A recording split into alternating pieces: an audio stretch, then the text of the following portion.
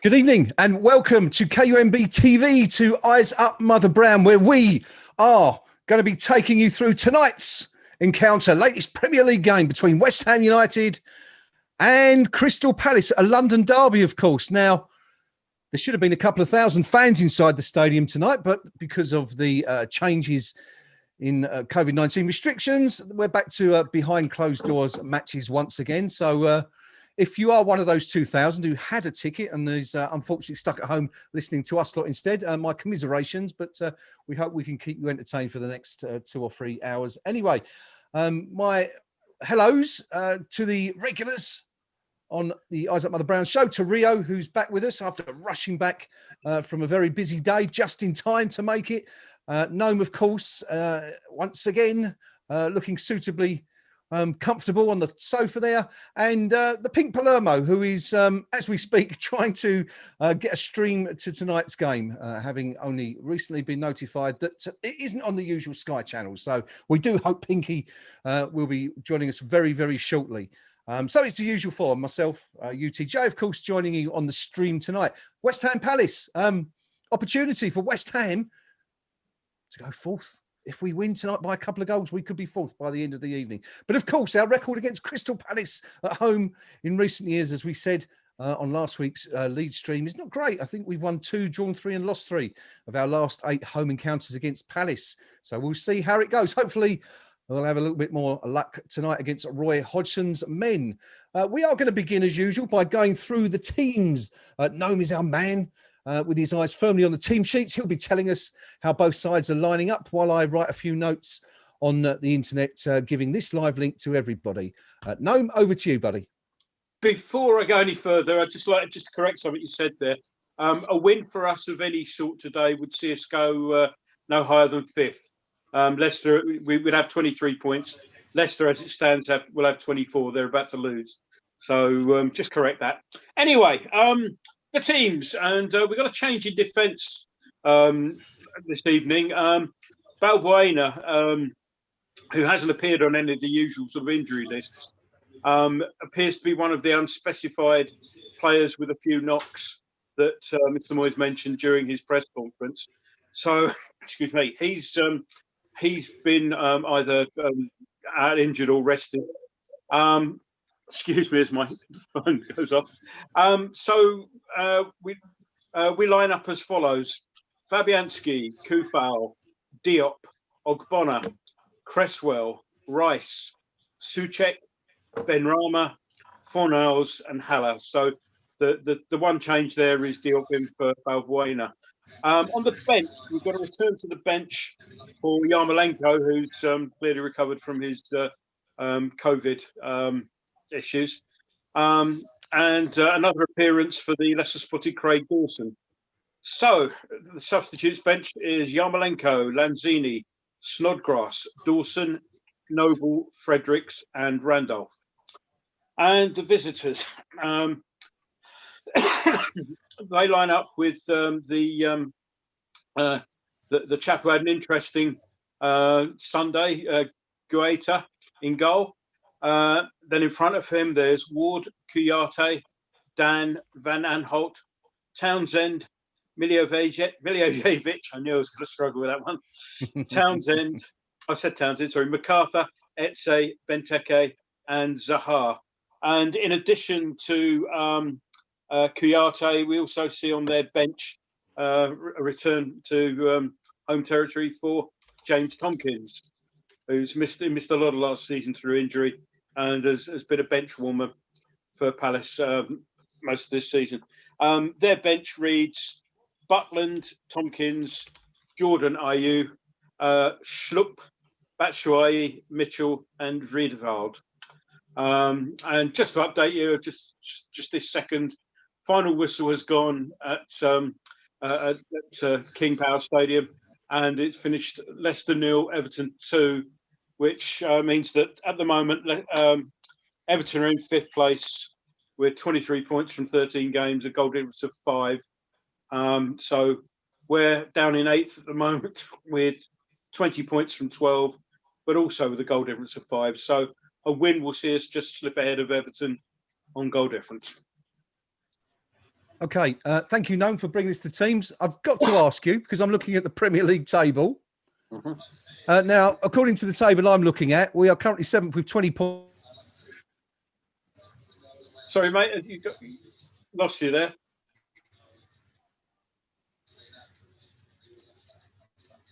Graham, are you having technical problems because you've frozen on me? Can you see me? Can you hear me? Yeah, I can see and hear you. You're back in the room. Excellent. Good stuff. Good stuff. So what I was saying there, right, I'm being told my internet connection is unstable, so I'll have to keep an eye on this one going forward. I'm looking at the table. We are currently 7th with 20 points and a goal difference of +5. Now, should we win tonight, that would give us 23 points. I think you've got. I've got an as it stands table, which has factored in the Leicester Everton. So Everton have gone up to 5th, slipping us down a place. Right. So Everton have 23. We've got 20. A win for us will give us 23 as well. And because our goal difference is 5 and Everton's is currently 5, if we win, we'll have at least 6, maybe more, depending on how many. So we'll go in distance above Everton. So, okay, without wishing to labour the point, if we win by 2 goals tonight, do we not go above Southampton? So we will be fourth if we win by a couple of goals. You haven't factored in the fact that I think they're drawing at Arsenal 1-1. That's a result. Arsenal 1, Southampton 1. So they have 24 points.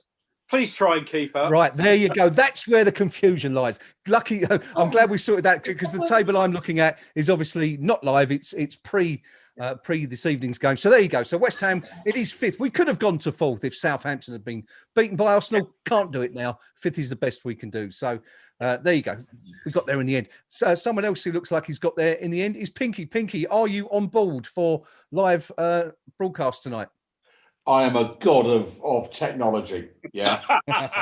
only yesterday, I managed to change 3 light bulbs. Yeah. Okay, so I could text the guy who normally does that for me not to bother. Yeah. And you think I'm joking on that. And if you're watching this up in Wigan, Nick, good evening, my friend. Yeah. And today I've managed to create and log on to some TV station I never even knew existed till you lot mentioned it 10 minutes ago. So what do they normally show on this channel? What do they normally do? Well, I think they've been showing quite a few games, haven't they? We had a few, didn't we, over the summer? I think Rio, didn't we, on Amazon Prime? Yeah, there was a few on there. They normally have 2 blocks of games, don't they, over the Christmas period? But I think their deal's expanded now, and I think they've got this block before Christmas, block in the new year, and I think they've got a block coming up later in March or April, I believe. Excellent. Well, there you go. So Pinky, just for information, Prime Video is kind of the home to all those movies that Netflix can't be bothered to show. So, well, there's nothing on there that would embarrass sort of young kids or anything like that, is there? It depends on your kids. well, I'll set them up for you, that's form and tish. But this is the home delivery lot, isn't it? Amazon. Yeah.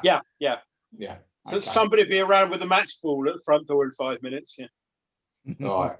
Okay. Well, it's a whole new world. Every day's a school day on KUMB. So there you go. Yeah. Well, the good thing is we are. What we were saying also before we began the broadcast was that we're all tuned into Amazon Prime tonight, so we're all going to be simultaneously celebrating or commiserating with each other when goals are scored for the first time in eons. So there you go, good stuff. We've been banging on about Amazon Prime and league tables and live league tables and old league tables so much that we're only 4 minutes away from kickoff. We haven't even discussed the teams yet. Rio, let me come to you first, buddy. One change for West Ham. What do you make of that? Balbuena, who's been playing very well lately, out for Diop, who, there were rumours he was going to be leaving the club last week. Yeah, no, I mean, it's a bit of a blow, really, because as you say, since Fab's come back in the side, he's been incredible, really. He's put in a really good shift. A bit of a groin strain, we believe. My only concern, when I like Diop, my only concern is that he's not defensively diligent at times. His mind does go wandering. So we really need Angelo alongside him and keep him in check and keep him focused. But up against Benteke, mean, they're both big, powerful blokes. It should be an even match. Just let's be honest, Benteke until last week or so, he's been absolutely ranked for Palace, hasn't he? So hopefully this has got a match of him. What are you thinking about tonight? Are you going to go for a West Ham win? I'm going to go for a draw, just because, you know, we've got on the front foot, and it doesn't always suit us. And yeah, also with Balbuena being out, we've got to rejig a bit, haven't we? We've got Ben Rama playing Stan Masuaku, so we're not as defensively compact. And I just feel that Zaha's going to go down like a sack of spuds every 5 seconds. So they're bound to get a dodgy penalty or something like that and all. So, yeah, I'm going to the draw. Okay. Going to give me a scoreline? Sorry, mate. Missed that one.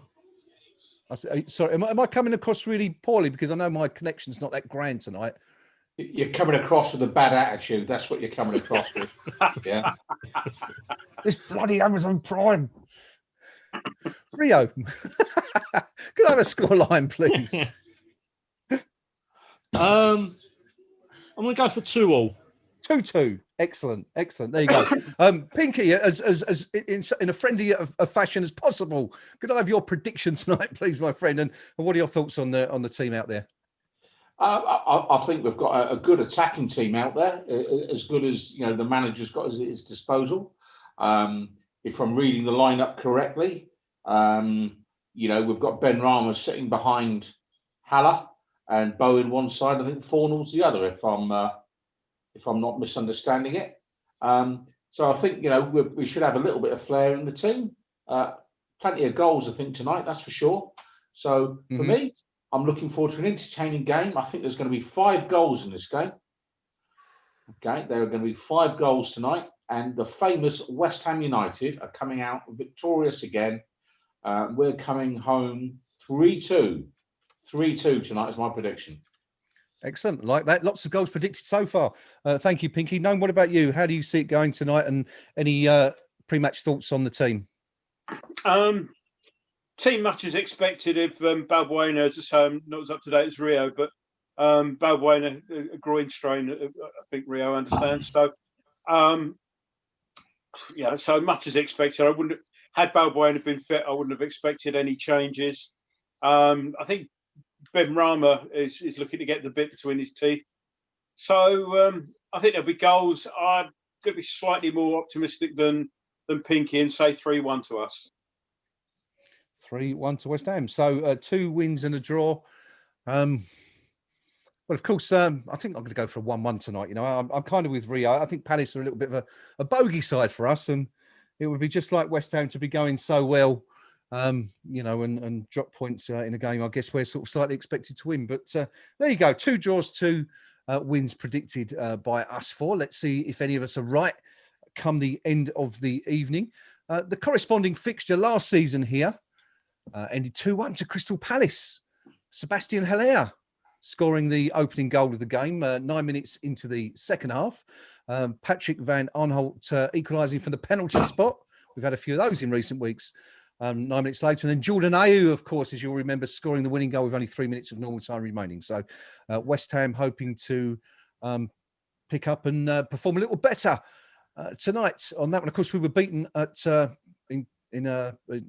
Selhurst in December, Boxing Day last year. We went down 2-1. And we're off. We are off. We're all off at the same time. A quick hello before we get into the game to everyone joining us live on YouTube, to Richard Van, Polaroid, Michelet, Hobo, Francis, Baghdad, and Tyre. All of you guys, welcome. Thank you for joining us. Let us know what you think as the game goes on. We love reading out your comments. Mark English as well, just popping in to say hello. And of course, we'll be keeping an eye on the KUMB.com forum match thread, and also Holmesdale.net, which is the Palace, the Palace equivalent of KUMB. No, we are, of course, underway. West Ham already with an early free kick. Yep, free kick out left. Fornals bundled into the back of. Fornals and Cresswell looking at it. Everybody lining up in the box. Cresswell's delivery in isn't as good as usual. Doesn't quite get any depth into the area. Ben Rama picks the ball up and sort of mazy dribble. keeps going. It's still going. And well, I think it's that corner. I think they just put the ball out for a corner there. That's a lovely little run from Ben Rama. Great stuff. Great stuff. Great And stuff. yeah, as I said earlier on, I think he had the bit between his teeth up at Leeds, and he's carried on where he left off with that run. Very, very close attention paid him all the way through, but he managed to wiggle through. So Cresswell on the corner duties out on our left-hand side. And do you want to stick with me for this? Ball comes in, sort of nearly finds Haller at the near post, but is cleared out. Benrahma plays the ball back down to Cresswell at left again, and Cresswell gets hustled out of it, and Palace clear. Okay, good stuff. A couple of minutes gone. West Ham, all the ball in Palace's half so far. West Ham with the first corner of the game. Pinky, we were quite critical of Aaron Cresswell's boots last week at Ellen Road.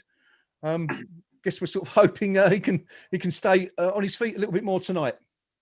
Yeah, I mean, Odd one, obviously we're south of the Arctic Circle this evening, which is bound to help. You know, I just felt last week, look, it was a good win, but it really is attention to that kind of detail. That's the difference between maybe a top 4 spot and maybe a 6th or 7th spot. So at the minute, Palace on the attack. I think that Zaha just pulled the trigger there, and the ball is cleared by us. Bowen picks it up, knocks it back to Souček. Lovely bit of 1-2 between him and Bowen. Bowen zooming down the wing now, plays a ball and gives it away to Palace. Palace now moving forward into our half. And yeah, both teams at the minute quite happy to surrender possession. But yeah, I just think Aaron tonight, he's a player that's vital to us, because we actually see the stats in terms of where our attacks build from and what he contributes by his crosses from deep.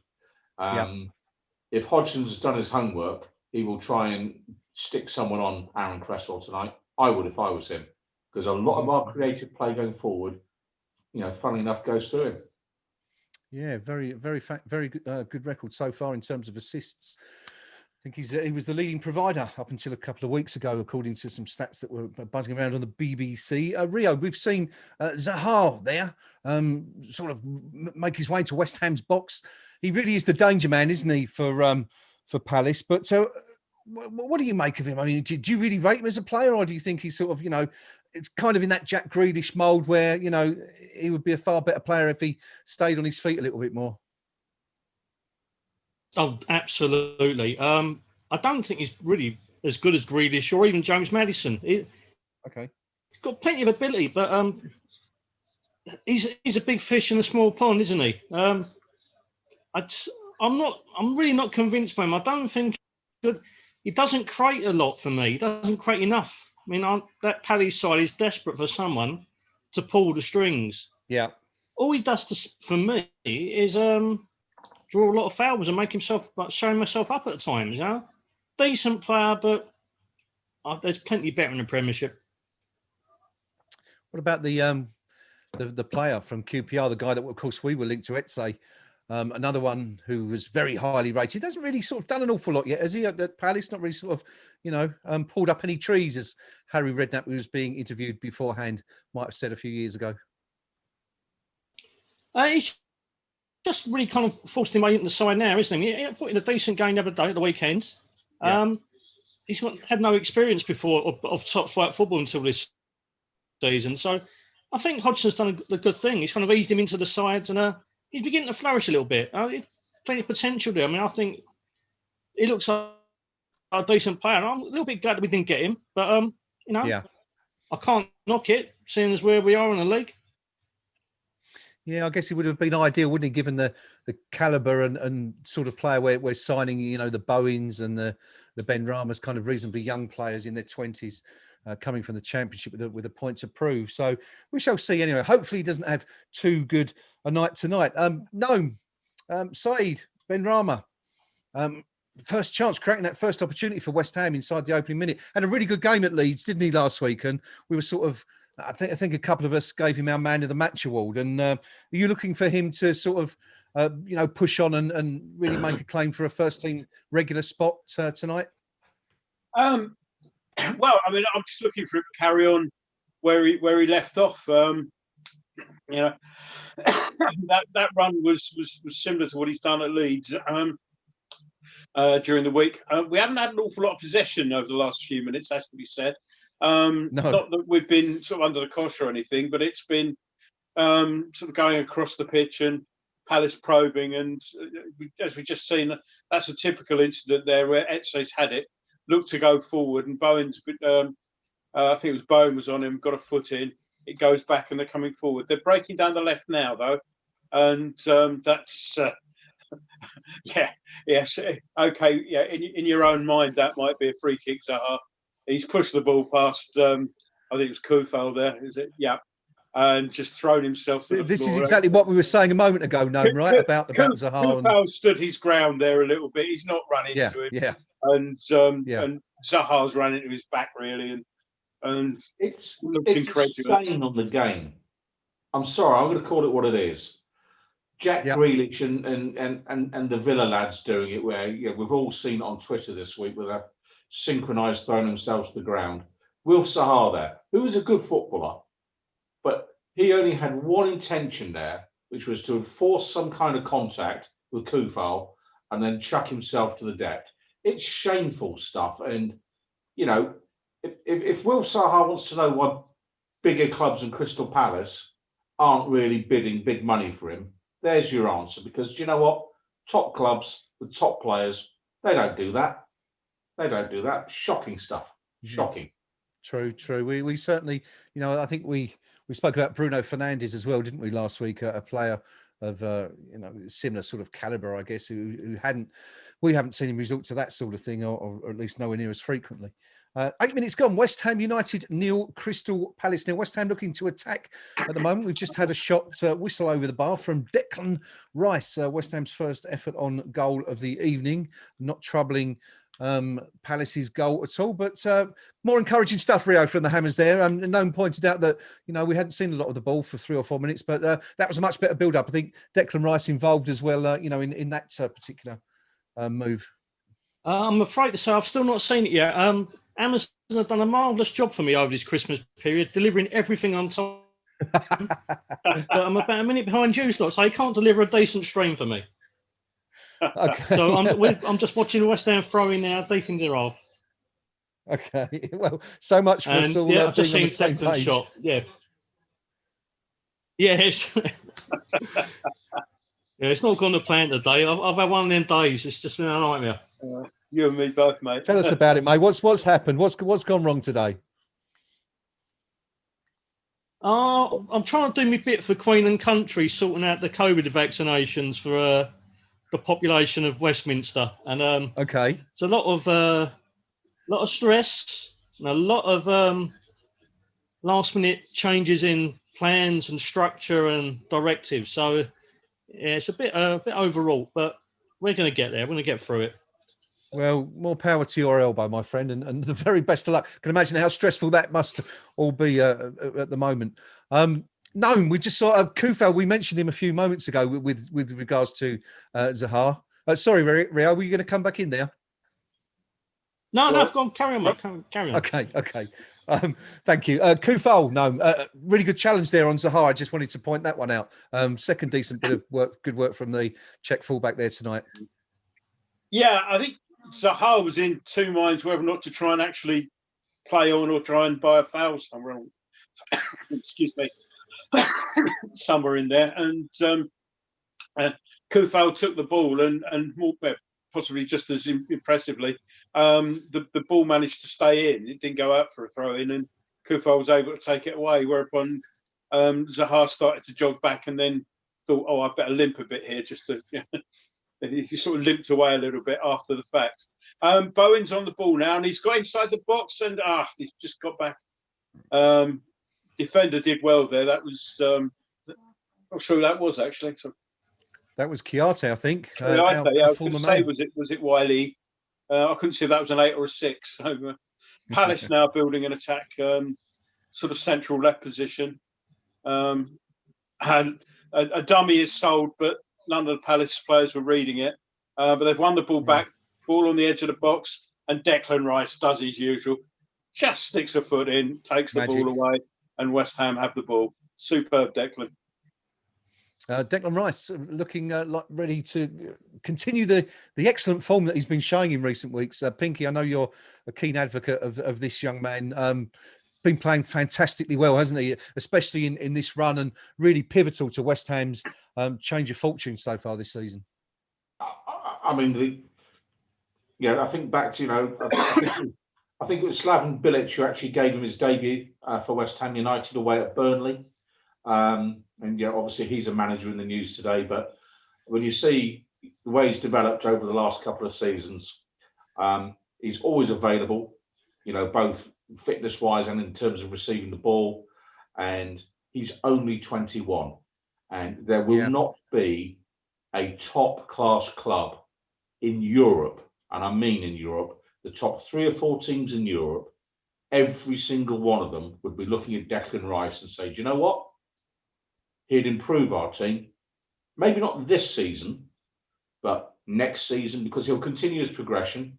And that's the sort of level that he's at now. And, I just hope for his sake, he thinks long and hard about where he wants to spend his career. I'd like it to be with us, but if it's not us, I hope he doesn't limit his thought process to just, where his mate's currently playing, because I think he's a better footballer than that. And I think there are clubs on the continent that I think he could be a superstar at. He's that good. Oh, yeah, very much. Palace So. with a bit of dangerous move there. Etse got in the box on the left-hand side, sent the ball across.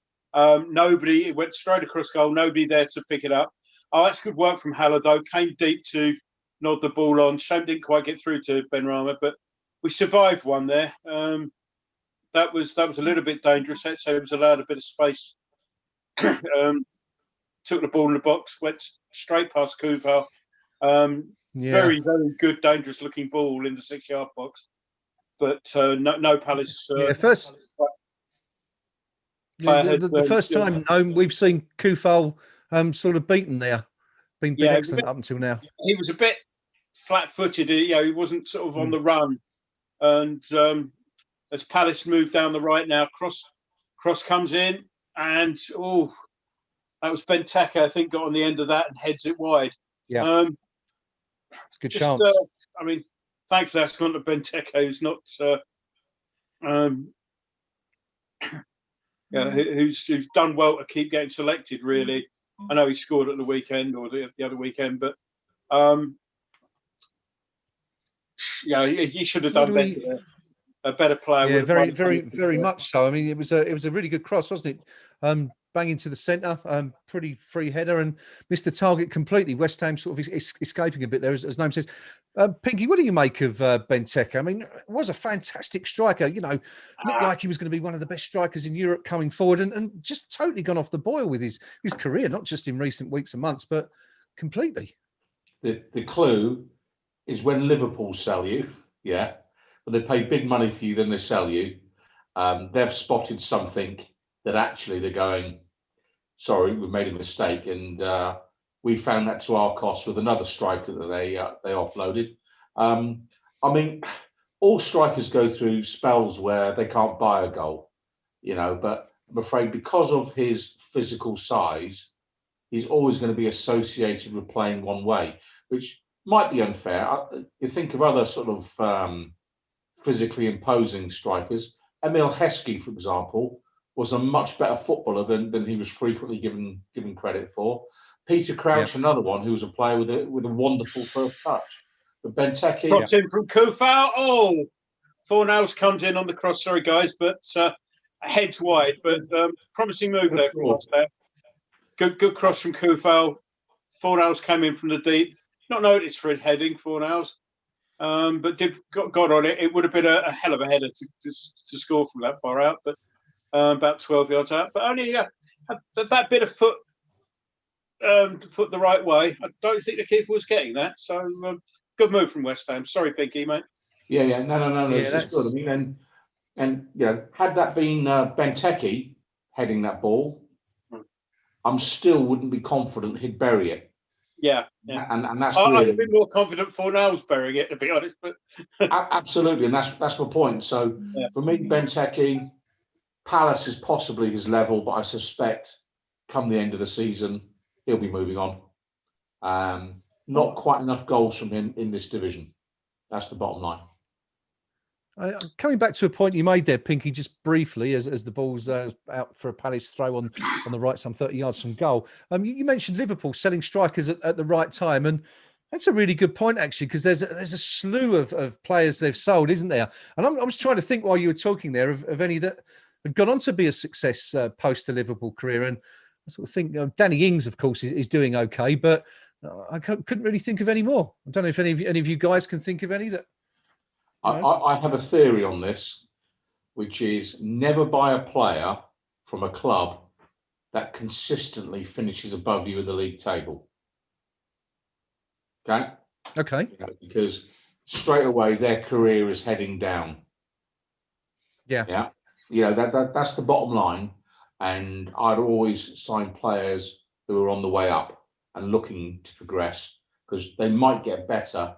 Whereas once the clubs that consistently finish above you start offloading them, it's actually one way traffic. So, that's just my sort of like madness theory of signing players, which is, to be fair, back in the game, West Ham had just forced the corner.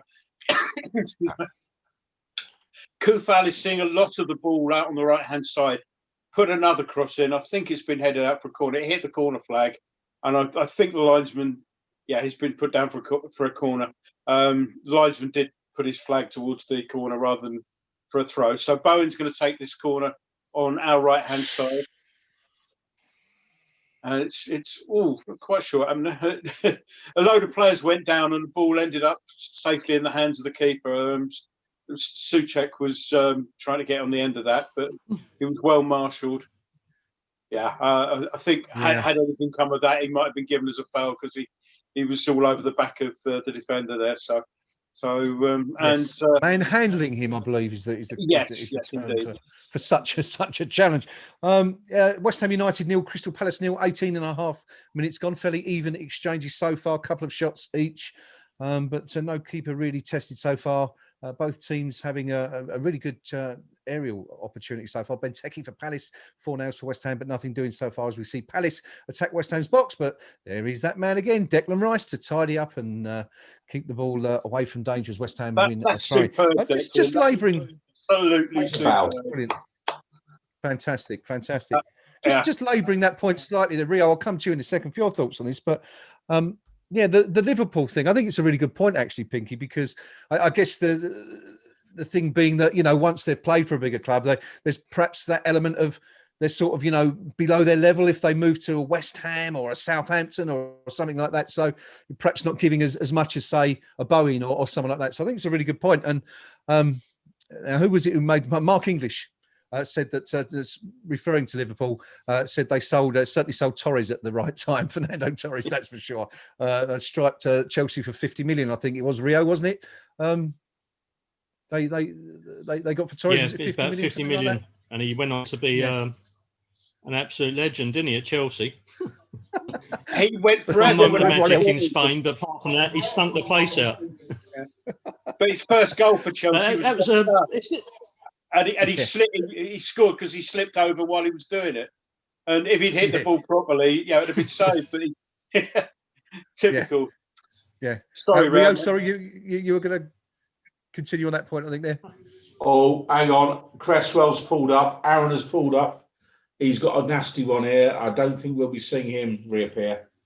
Is that an ankle, Pinky? I wasn't looking at the screen there. Moyes looks concerned. Cresswell's down. He's just pulled up very, very sharply and something with his left peg. He knows he's done something. Yeah. Looks like ankle. It's one of those where if nobody is near him and you go down, there's a problem. He is sort of moving around, so he doesn't look completely disconsolate, although he's receiving treatment at the moment. So he just went over his ankle as his boot slipped. This is the point we were making, isn't it? Yeah. This comes back to what we were saying, Gnome, last week. Same thing again. Has he got the right footwear? And all these players now, the young lads, they're all playing in slippers and what have you, but it's still a physical game. And I just wonder sometimes, is the footwear really appropriate? And do we sort of indulge players and say, wear what you're really comfy in, to the point when no one on the coaching staff says, are you sure they're right? And are they ending up wearing footwear because they're getting a particular deal from the boot manufacturer that just might not be appropriate for them? And you know, that's Cresswell, 2 games running now. He's had a problem securing his feet to the turf. Could be a coincidence, but not good. No, not good at all. And of course, you know, compounded by the fact that Arthur Masuaku is going to be out for a few weeks recovering from an operation. Cresswell is, of course, warming up again on the sideline. It doesn't look completely comfortable, Rio, does he, out there at the moment? I don't know if you're seeing this yet. Ryan Fredericks is getting changed, so it looks like a substitution is imminent. Yeah, no, I mean, it's a really weird. It's a typically West Ham one, isn't it? You know, it wasn't even a challenge. He just goes over on his ankle, and as Pinky said, when we saw it the other night, he's how can I put it? It was like Bambi on ice at times, wasn't it? Totally. And that was so innocuous. I mean, I'm just watching him now. He's just kind of sauntering down the touchline, but no, I mean, it's the last thing we needed. And you've got, I mean, after the form he's been in as well, he's been creating chances. He's been defensively great. Been touted for an England recall, and for this to happen, it's a right kick in the teeth. It's what we feared with our thin squad. Yeah, chance there for Palace. No. Yeah, the ball was played long to Ogbonna, who tried to basically got the. I think he might have been offside there, actually, just a tad. Ball bounced off from Ogbonna. Ogbonna tried to sort of head it out, but couldn't keep his feet. And Benteke got the ball to the byline, and I think it was Souček managed to cut the ball out. But sorry, I've raised this before, but why is Fredericks being handed his shirt? Why isn't he wearing it? You know, why isn't he ready to come on? You know, if he's going to come on, why isn't he ready? Corners taken across, and Fabianski straight into Fabianski's hands, and there's nothing to worry about there. But yeah, what is this fashion for footballers? Sort of like wearing everything but the kit they need to be wearing on the side. Why?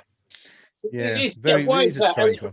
Yeah, it's the current state of play. What people do, you know, but nobody can actually explain why they do that. Well, we saw it the other week.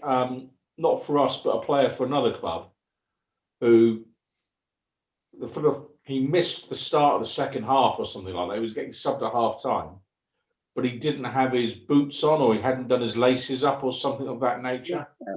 And that's right. It was a half-time replacement, so you know he had a full. Even less excuse for that, isn't there? You know, and it's kind of like, even I can get my shoes on quicker than that in the morning. And no, I don't use those Velcro straps. Okay. All right.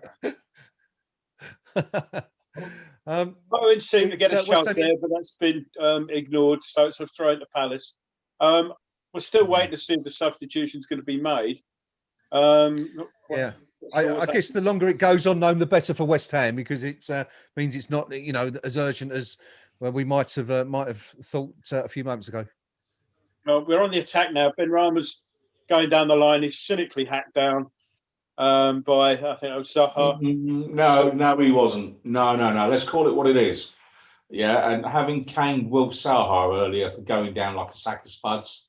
Yeah, Ben Rama was looking over his shoulder and made a specific point of running a line to make sure that he was hacked. No, he's just kicked him, Pinky. I've just seen it again. He's just kicked him. Zaha knew. He didn't make any complaint. But Ben Rama was looking for it. That's the point. Look, without wishing to sit on the fence, as Graham's microphone goes into lockdown. Probably because he's sitting on the fence. It makes you wonder, is it a sharp fence or a bit of barbed wire on the fence, or look at the expression of his face there. No. If Zaha had thought that Ben Rama was doing what he did, Zaha isn't one to sort of not complain, is he? And he knew, and he just jogged away with a rueful smile. Not having that one, Pinky. That was a foul. 26 minutes gone. The good news is Aaron Cresswell seems to be okay. But we will, of course, keep an eye on that one. He's not walking quite as gingerly as he perhaps was a few moments ago. So that's good news anyway.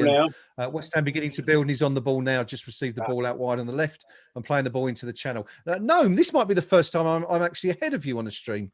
I think I'm a few seconds ahead here. Could be. I've got 26, 26. There you go. I'm exactly the same then. You looks like you must have caught Rio. Where are you, buddy? You're a few seconds behind us, I think. It takes me longer to catch up. I'm 25.50. Okay, so you're usually where I am in these streams at about 30 seconds or so behind. 25.50 in 1987, by the way. Yeah. Marty McFly. 27 minutes gone. We haven't gone to the forums yet to see what's going on. We'll just stay with this for a moment because West Ham are building a bit of an attack. Declan Rice is on the ball now, some 35 yards from goal. But Pinky, it's all got a bit quiet, hasn't it, really, the last few minutes? Yeah, I mean, what we've got here is a classic Roy Hodgson hard-working team.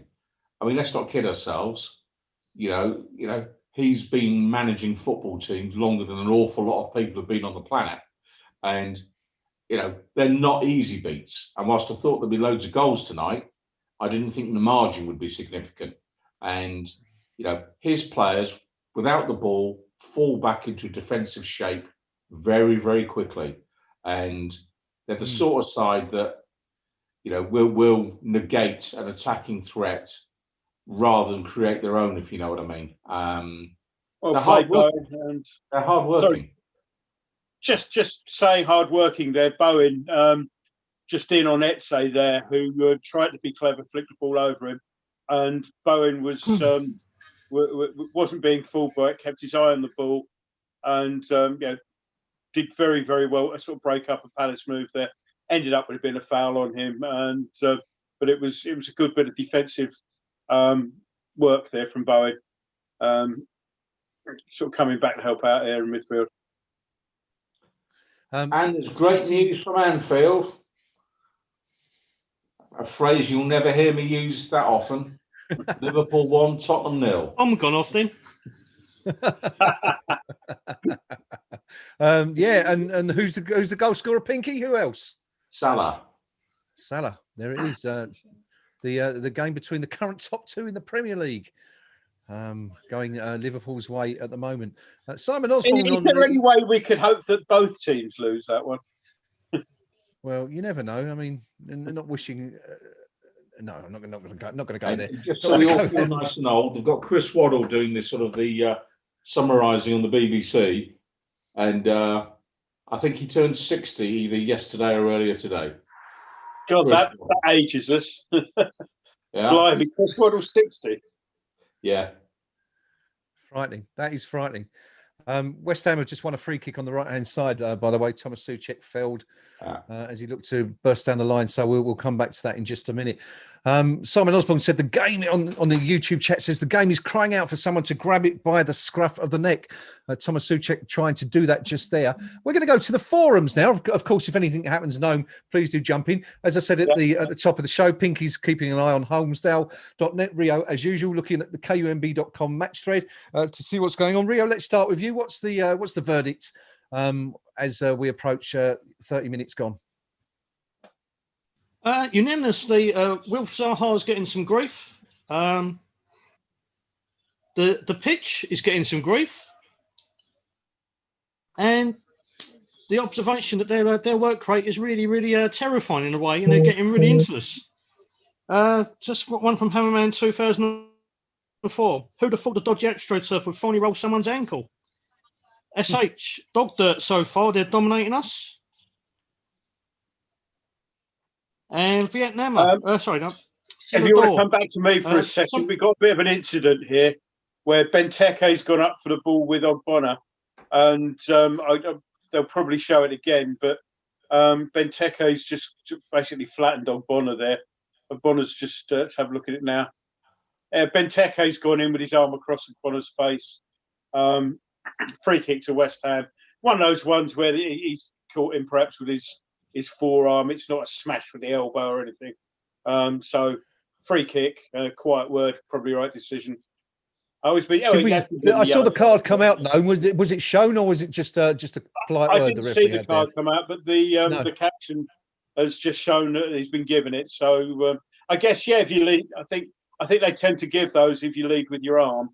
So it was his arm was across someone's face, and I guess these days that is a standard yellow. So well there you go. Benteke I would have walking been a too tightrope. upset had it just been a quiet word, because it wasn't one of those. It was a sort of arm in the face rather than anything else. So it strikes me as it's the sort of foul that Carlton Cole and Andy Carroll quite regularly used to get pulled up for, I think. Lovely ball from Declan Koufal's Rice. out on the right now. Does well to get the crossing, pulls it back. It's headed clear by Palace, and it's fallen actually to Palace are bringing it away now, let's say. Out to Zaha, who's trying to work a little room. Plays the ball out wide. Not sure that is out there. Palace have it wide now, right-hand side, or their right-hand side rather. But it's going backwards and sideways now at the moment. Okay. But ball back out to Zaha at the left-hand side of the box. Tries to go through Koufal, doesn't, and Koufal's blocked him again. And some fine work there in defence.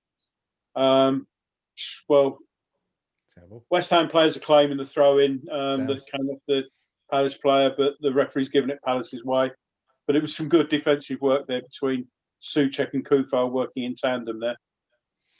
Yeah, West Ham, West Ham win a throw-in last night. I think it probably should have been West Ham's throw before, but not given. Yeah. Rio, back to you for the KUMB.com forum match thread comments so far, buddy. Okay, yeah, that's not two as put. That Zaha really is a prick, isn't he? And I can't disagree with any of that. Celador's put there was a comment by Wolf39 that about 23 minutes in that I think that was Heller's first touch. And he has been pretty anonymous tonight. Not really offered a lot, but we haven't offered much anyway, have we? No. Also, Shabu, they were very good at closing us down, not giving us a second on the ball. Yeah, the consensus is that their work rate that it's causing us problems. Yeah, good stuff. Tottenham have equalised at Liverpool. Don't want to dwell on that one. Thank you, Rio. We'll come back and was that the roundup complete, or did you have some more for us, buddy? Yeah, there's a couple more, but if you want to move on, mate. No, carry on, please do. Sorry, apologies for coming in there. Yeah, it's no problem. Samba put, loving having Bowen and Ben Rama on the pitch at the same time. Oh, there's some real creativity. Good to see Cressy's still on. We have the opening goal of the game, Rio. We'll come back to that in a little while. I suspect the comments are about to change for the worse. Benteke has scored in the 34th minute. Cross has come in from the right-hand side and nodded home by that much-maligned striker. Pinky, do you want to take us up on that goal? I'd love to, but I was actually looking at the Crystal Palace forum, so I missed it completely. So they're doing the rerun now. So ball crossed in from the right. And I mean, he's just got all the time in the world, Benteke there. I think it's Bonner that's nowhere near him. And yeah, I mean, it's a good header, good finish, but he's lost his marker a bit too easily there, for my money. Good goal for Palace, but stop the cross, stop the goal. Yeah, the problem there was Cresswell got caught inside, and the not sure he's playing right back there, but on the overlap, basically had all the time in the world to sort of measure up the cross, which was a good cross. It was so good that even Benteke couldn't really miss it. But very disappointing goal to let in. As I say, Cresswell has got to be thought of at least being partially culpable there. As I say, he got caught. Yeah, there was absolutely no one down our left-hand side at that point. Yeah. It's not like you'd say it's been coming because there's been no real chances.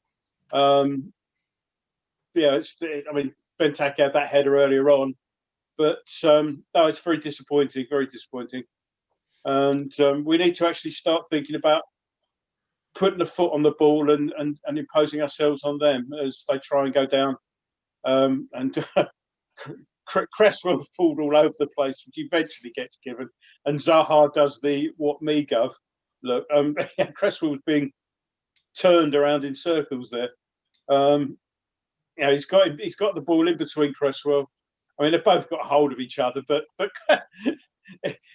it's like that program that I was forced to watch 10 minutes of on Saturday, Strictly Come Dancing. That was, and how Zaha can complain. Well, yeah.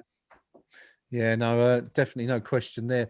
I think coming back to the goal itself, I think you've got to say it was Diop at fault there. I think Ogbonna had sort of the front post covered, and it was Diop who seemed to lose his man. Yeah. I think a little bit there, Pinky, and we've seen it before, haven't we? Though, unfortunately, it's not the first time it's happened. Yeah, and at this level, teams will punish you. Slightest mistake, they punish you. It's the way of the world. So, I mean, in many ways, it might do us a bit of a favour. We've got to show a bit more now, because I don't think the Palace keepers had too much to do. And again, Palace looking a lot more threatening than we are at this point in time. You know, they're not scared to sling the ball at Benteke and hope it sort of bounces off, you know, sort of the old 50p and go somewhere near the net. But for my money here tonight, we need to up our game. We are looking second best in almost every department. Yeah, very We're not much so. passing well. We're not finding players. The ball's being pinged at players rather than passed to them. And we're not getting, I mean, I can't remember last time Ben Rama touched the ball, for example. And we're not getting players who can actually do damage on the ball. We're passing it across. This is what Palace were like about 10, 15 minutes ago. Yeah, we're holding on to the ball for a little while, but it's all sort of deep and in defensive positions, and it's gone from Souček all the way across to this side of the pitch and back again. It's now Cresswell's out there now on the left wing. We just want to throw in, but we do need to be looking a bit more. The passing needs to be more accurate. Yeah, definitely not working for the Hammers so far. There's Roy Hodgson, looking very sprightly for a 70-something-year-old manager. Watching him knock the goal in himself a few minutes ago. He loves a bit of that, doesn't he? West Ham really not at the races so far, Rio. You made the point. We'll go to you come to Pink in a second, because I'm sure he's having to regather some comments from the Holmesdale forum following that goal. But Rio, you made the point there, or somebody on the forum made the point about Sebastian Haller. It's just not working, is it, so far? Is it really anonymous? Yeah, no, we've not been cohesive going forward at all. But Haller has been not brought into the game one little bit. But the whole forwards, the offensive output from us has been woeful. Apart from Kofal was putting some really, like 2 or 3 really good crosses, we've offered nothing. But Seb, once Seb started with any kind of balls into him to try and link up, we're getting nothing. And it makes him look an ineffective player. He's someone who's got the support on his back a little bit. And performances like this from his teammates, not bringing him into the game, doesn't help his cause anymore. Yeah, it's a funny one, isn't it? It's almost as if he does. We always say this, don't we? At West Ham, we always appear to have a fall guy. There's always someone in the team that appears to take stick. I mean, up until a few months ago, it was Pablo Fornells, wasn't it? Don't do that. No? Sorry, just Ben Rama sort of played a clever ball to Bowen, who tried to play a sort of fancy down flick and gave the ball away and put Palace on the attack. And Zaha's got himself into the box, and ball's drilled in from outside, and it's cleared. Ben Rama's on the ball now, and he's trying to bustle his way through. And the ball played out now to Haller. Haller's looking for support. Ball's out wide on the right to Bowen. Now, can Bowen do something here? Bowen's getting down to the line. Plays a low cross in, but it's not got any power, and it's sort of fairly comfortably dealt with, although Palace seem to be trying their best to make a mess of it. And Etse's just put the ball out. I don't quite know what Palace are doing. There. They were trying to play it out, and eventually Etse just put it out for a throw-in right down by the corner flag, when, frankly, it would have been easier to clear it upfield, I think. Yeah, strange. So Very strange. A little penalty appeal there, slightly muted one, known from Palace when that ball was slung into the area for that shot that was blocked. and sorry, just to say that we've just had a first decent shot on target. Oh, what a chance! Typical, I think, Bowen effort there. He's curled it in from the right hand side of the box with his left, pounced for the loose ball, and Souček ran across it, but the keeper wasn't deceived by the run. Did well to save it, and they've cleared the ball out for a corner. Larricked it out, as I say. So corner to West Ham on the West Ham right. What can we do from here? Bowen sends the ball in, and keeper punches away. Cresswell's on the end, and that's well rescued there. And the ball's with Benrahma out on the right hand side. Benrahma beats his player. He's bearing down the box now. Plays a decent ball in. Just dangerous. A little bit too deep, and nobody. I think that was it Diop was looking at getting on the end of it, but it was just too far for him. But Benrahma did well. That's a bit more promising from West Ham, because it was a clever little ball. It just, as I say, it took I don't know how he caught that. It didn't sort of look very true in its flight, shall we say, and seemed to wobble. But yeah, so better from West Ham. We just need to keep this sort of momentum going a bit, and need to see a lot more of that going forward, don't we? Especially in the second half. Rio, just coming back to that point we were making before that opportunity for West Ham. Yeah, I was saying that West Ham fans, we always seem to need a fall guy, don't we? It was 4-0 up until recently, and then he sort of started to turn his form around. But Haller, it just seems to be the flavour of the month for all the naysayers at the moment, doesn't he? Oh, it's Palace. Yeah, it's almost like a Pavlov's reaction. Sorry, there was some intricate play. Benteke, buoyed by the fact that he's managed to actually score a goal, decided to do some sort of fancy flick when I think a more sensible move might have seen him score there.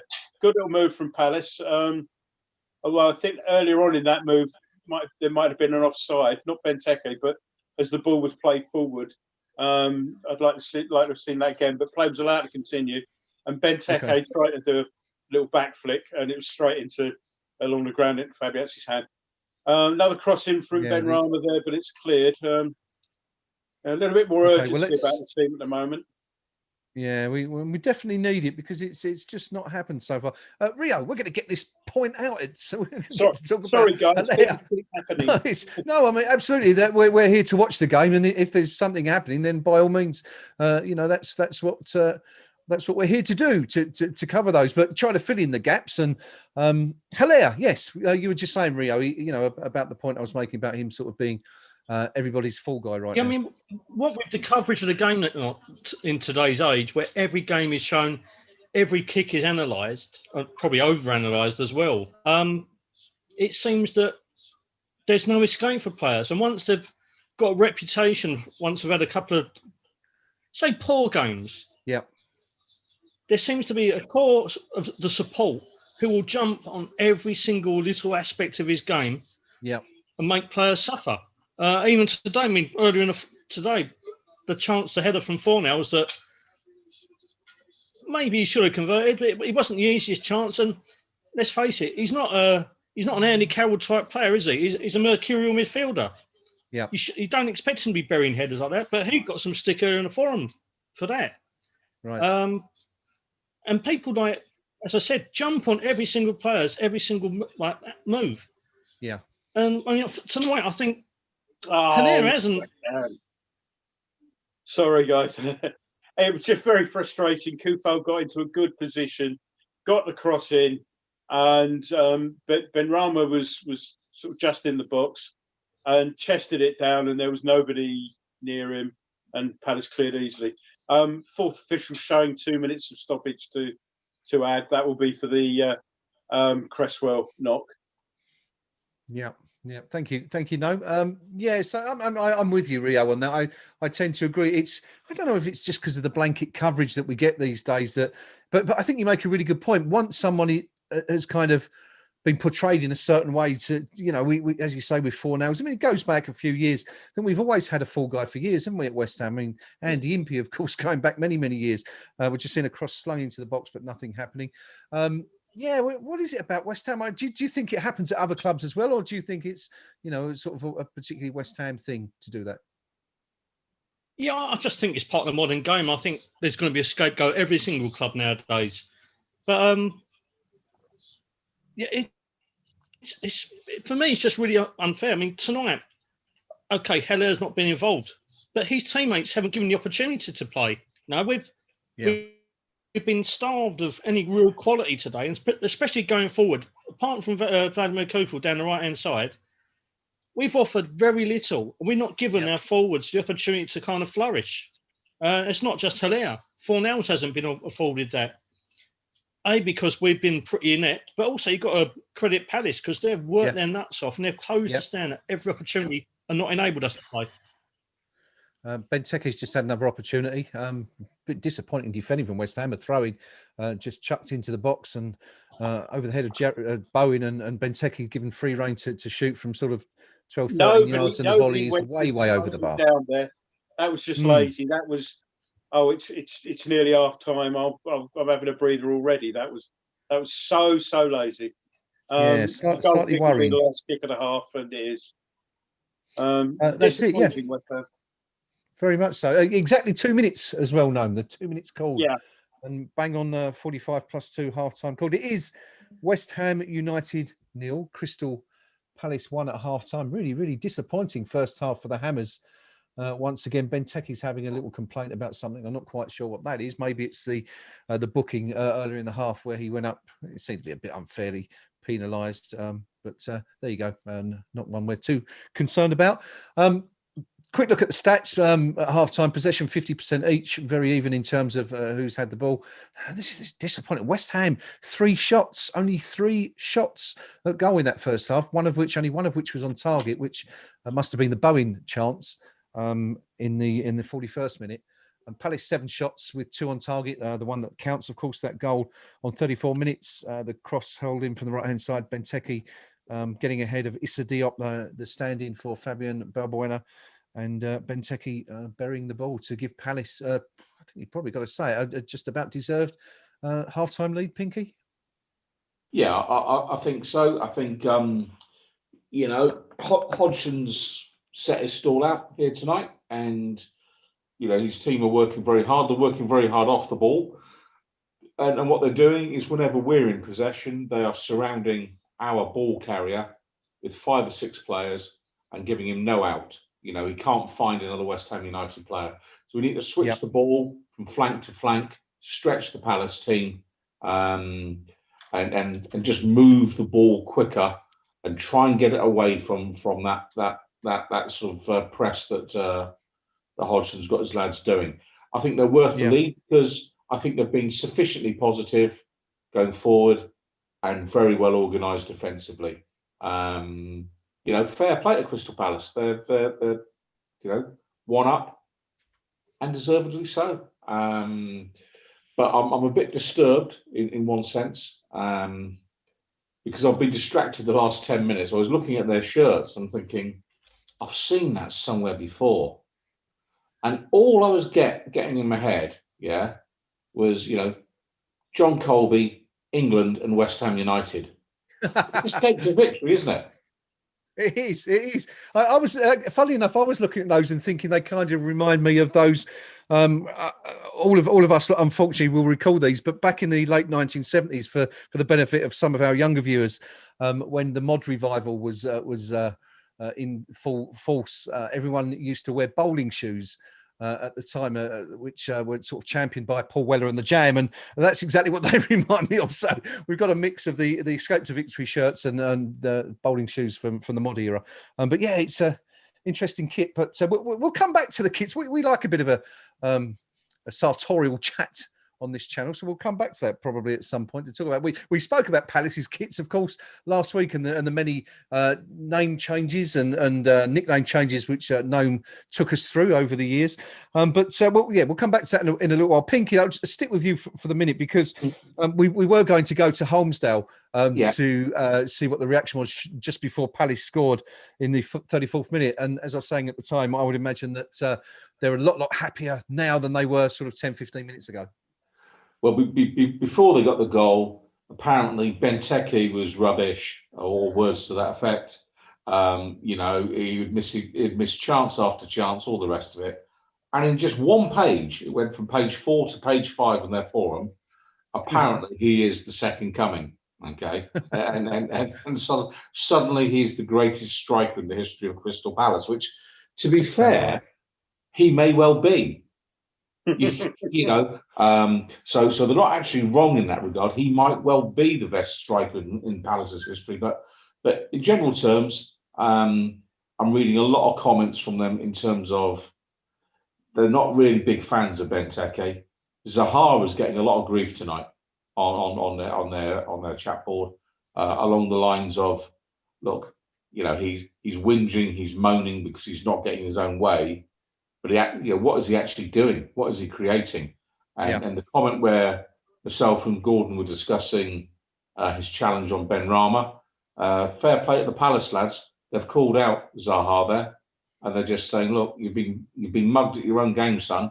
Stop turning into a bit of a crybaby. So I have to say it's not a particularly active forum. There's about 6 comments per page, and we're up to page 7. So you know, I can only assume that. Well, obviously, what is it? It's nearly 9 o'clock. Mum's probably said first half only and off to bed. You know, so that's the Palace Ultras all in bed by 9 o'clock. Whoa, whoa, whoa, whoa, whoa, whoa. Yeah, something like that. I shall find you another, hopefully more active forum for the second half, Pinky. cpfc.org is usually pretty active, so I'll send you a link to that via our private channel, so perhaps we can keep an eye on that one instead. Just looking at it now, I was saying that they're only up to 6 pages in their match thread, but I'll send you that one as well, so you can perhaps have a look at I see we've got Amazon have got Hannes Collins there doing the stuff with Harry Redknapp. Yeah. Yeah, looking very, very dapper as well. That's how you're supposed to dress, Green. Robert Green, of course, going for the trainer and suit combination that was so derided here on this very stream last week. We're just seeing on telly the chance there for Ben Rama. We'll come to that in a minute now. And we'll talk to you about, Benteke, about Benteke's chances in the first half there. But back to Rio quickly for a quick summary from the KUMB forum. I imagine it's all doom and gloom over there right now, Rio. Yeah, pretty much so. Some interesting comments, and these pretty much sum up the feeling of everybody and a really good assessment of the first half. Crouchen Hammers put, to be honest, the defending was poor, but we've been out-thought and out-battled all over the park. Our midfield were nowhere. None of the 4 attacking players have done absolutely anything. It reminds me a bit of the Fulham game, except Palace are much better players when they get close to our goal. Hodgson's done a number of moves so far. Believer has put, this kind of sums up our season. Against teams we are meant to struggle against, we rip them a new one. Teams like Palace, Sheffield United and Villa, we can't seem to get started. Is it a mindset? Is it the other teams doing their homework? As I write this, Heller could be on the end of that if he's had any awareness. Palace go up the other end and should have stealed the points. That could turn the whole game. Il Martello de Genovese. All too easy for them to get behind us. Our defence is absolutely all over the place. They're keeping the ball better. They are all more organised. They are basically doing what we do, but doing it properly. And Mr. Subrique, feel like we need a change. Maybe Yama for Haller or Lanzini for finals. Won't help Diop being absolute abysmal, but may allow us to score. Okay. Just going back to one of those points you mentioned there, Rio, what do you make about that point about West Ham stumbling against the lower teams? Because we didn't play particularly well against Fulham, but we managed to take 3 points. Same with Sheffield United, Villa as well. So did you agree with that, or do you think that's a little bit unfair? No, that's absolutely spot on. But we've done it ever since I've been supporting us. Now, against the big teams, we raise our game to their standards, and we generally put up a performance of real, genuine quality. Yeah. This season, when we've had to be on the front foot against teams who we really should be beating, let's be honest, that Palace side, they're a hard-working, functional outfit, but that is all they are. They're functional. You know, if Benteke was in the other side of this division, he wouldn't get a look in, let alone a goal. Yeah.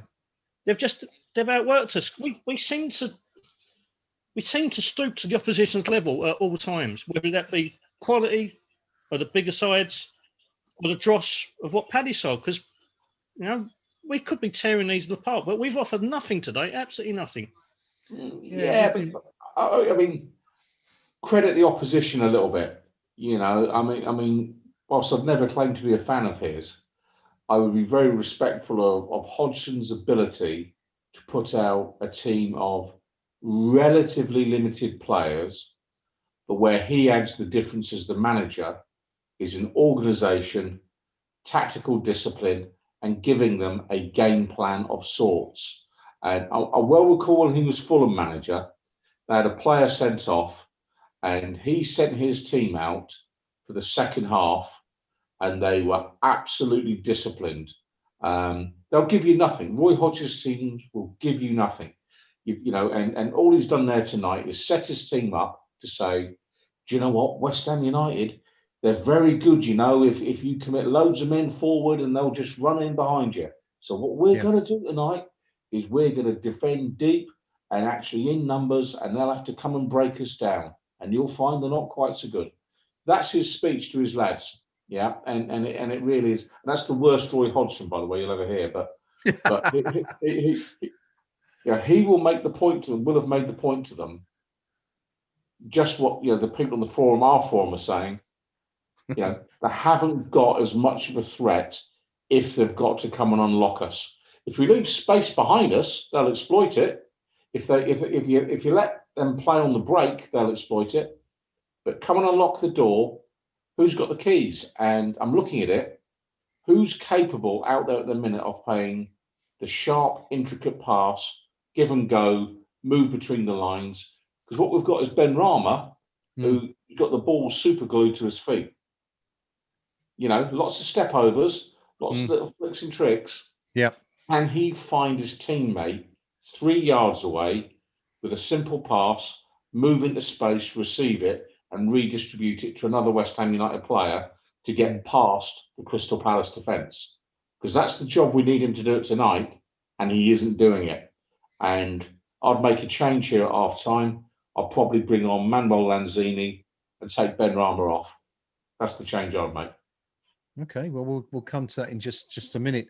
Looking at the bench, we haven't really got an awful lot of options there, have we? In terms of attacking options, you've got Lanzini, as Pinky mentioned there, Yarmolenko, and then you're looking at Snodgrass and Noble, and the rest, Fredericks and Dawson, Randolph, all defensive and goalkeepers. Just a little bit of a worry for West Ham. And also, if you're looking at the Palace's results so far this season, they don't concede many goals. I think they've only conceded 2. They lost 2-1 at home against Everton, beaten 2-0 by Wolves, 2-0 at home against Newcastle.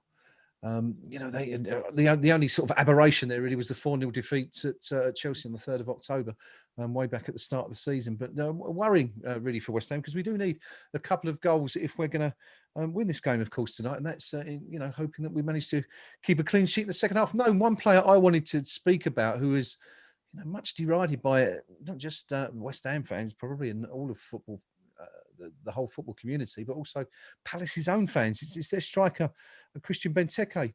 Had that really good chance on 14 minutes where the ball came over from the right, really sort of set him up for the goal. The header that he nodded wide, and then we saw him booked for the foul on Ogbonna after 31 minutes, and then sort of 3 minutes after that he had the ball in the back of the net. Could have had another goal 2 or 3 minutes before the break when he tried that sort of rather intricate and pointless back flick when he was sort of 4 or 5 yards from goal. But what do you make of his performance tonight? And do you think he's got the capacity to trouble West Ham even more in the second half? Yeah, I mean, he's an irritating player from our point of view, insofar as that he's let's face it, he's not very good. However, he's getting into positions, and if you constantly find yourselves in position, you constantly find yourself in an unmarked position, and I think it's less a fact that he's not really manoeuvring himself into positions as such as he's getting into. He's simply not being marked at times. Yeah. Then eventually, on the principle that even a stop clock is right twice a day. Eventually, one of them will stick and he'll score. And we've seen that he's got one already. Which we're sort of. I think we're making him look good because we're giving him far too much space. We're not marking him at all well, and it's noticeable. As you said that, and you were sort of reviewing the chances that he's had, that those chances have come down our left, their right. Yeah. And the goal came from there. The other chances that you mentioned, and that's showing me two things. One, Kufal is actually not doing too bad a job on Zaha on the other side. Yeah.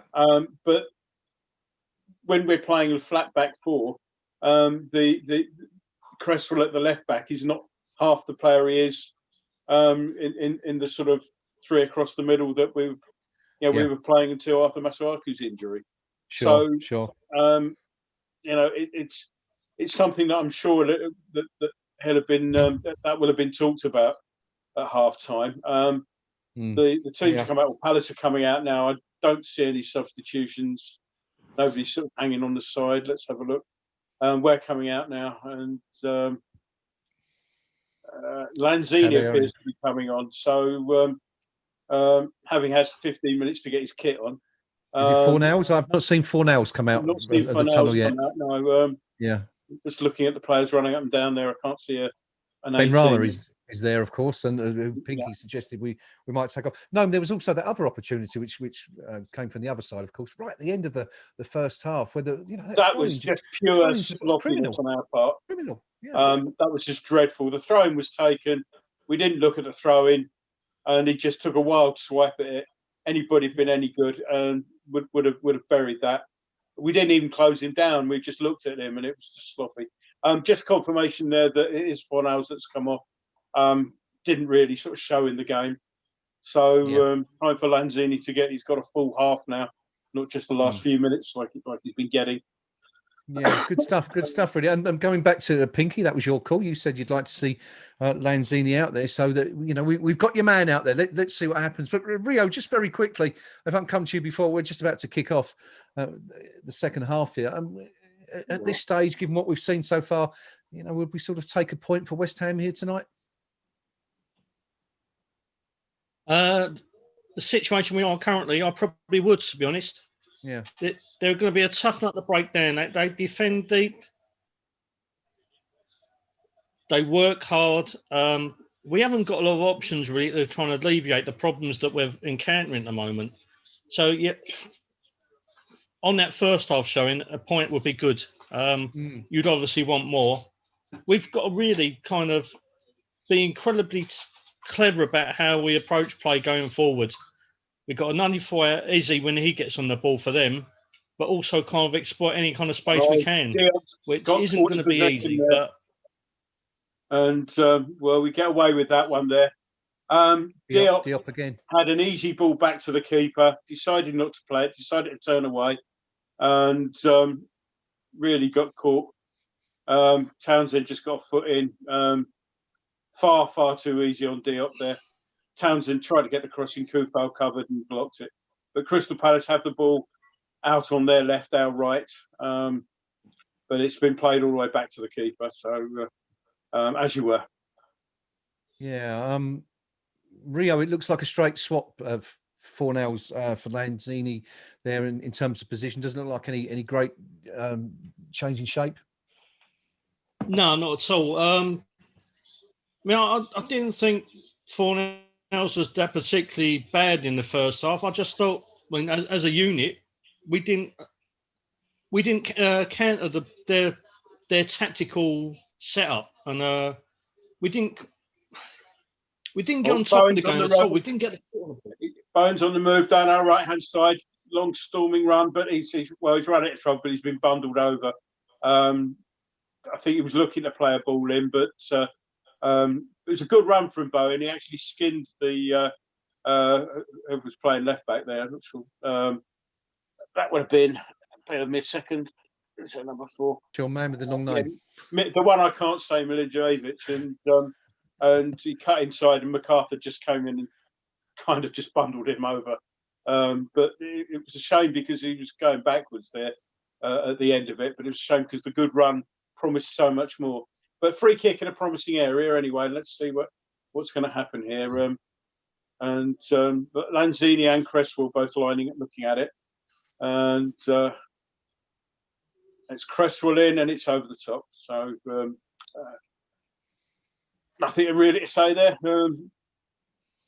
A sighter for Cresswell. If we get another, I'd expect it to be a little bit more on target. Yeah, very much so. Rio, you were making the point. You were talking about Lanzini there, and we were talking about the change for Fornells. Yeah, I mean, he's had so little game time over since the restart, hasn't he? Really? Yeah. You've got to really hope that he's on his mettle. And he's got a point to prove. It isn't. For me, it wasn't the player that was the fault. It was the system and how we dealt with Palace. And I really can't see Lanzini offering anything different unless the rest of the team steps up, matches Palace's work rate, and is much more intelligent with our use of the ball when we do have it. Because when on the limited occasions we did have the ball at our feet, we didn't really use it well at all. The only times we did, as I said, is when we got Cofield down the right. He put in some great crosses, but it's always falling to the wrong players when he does. Yeah, very much so. I mean, we've just seen Lanzini concede a free kick some 45 yards from West Ham's goal. Their Palace with a free kick. If anything happens with that, it looks like Etsy's, or we'll stick with it. Etsy's just floated it into the box towards the right-hand side, and it's nodded clear by Sebastian Haller, who finds Benrahma, who clears it out, and Palace regain possession. Pinky says, we were sort of saying the system seemed to be in need of a change rather than personnel really at half-time. And David Moyes has made some really good substitutions, really proactive changes in recent weeks. But sort of a difficult one on the face of it to understand if it really is just a personnel change like for like. Yeah, I mean, perhaps the manager feels he doesn't have the personnel to change his system to combat the way that Palace are playing. Yeah. And I know we go on about it, but Mikel Antonio, would he have given them a harder time tonight than Seb Haller is? I suspect he may well have done. But, the manager's got to go with what he's got available. And, the concern for me tonight, we're not moving the ball nearly quickly enough. And we're just out of ideas, and I'm looking at Benrahma this evening. How many really clever passes has he put another player into space with tonight?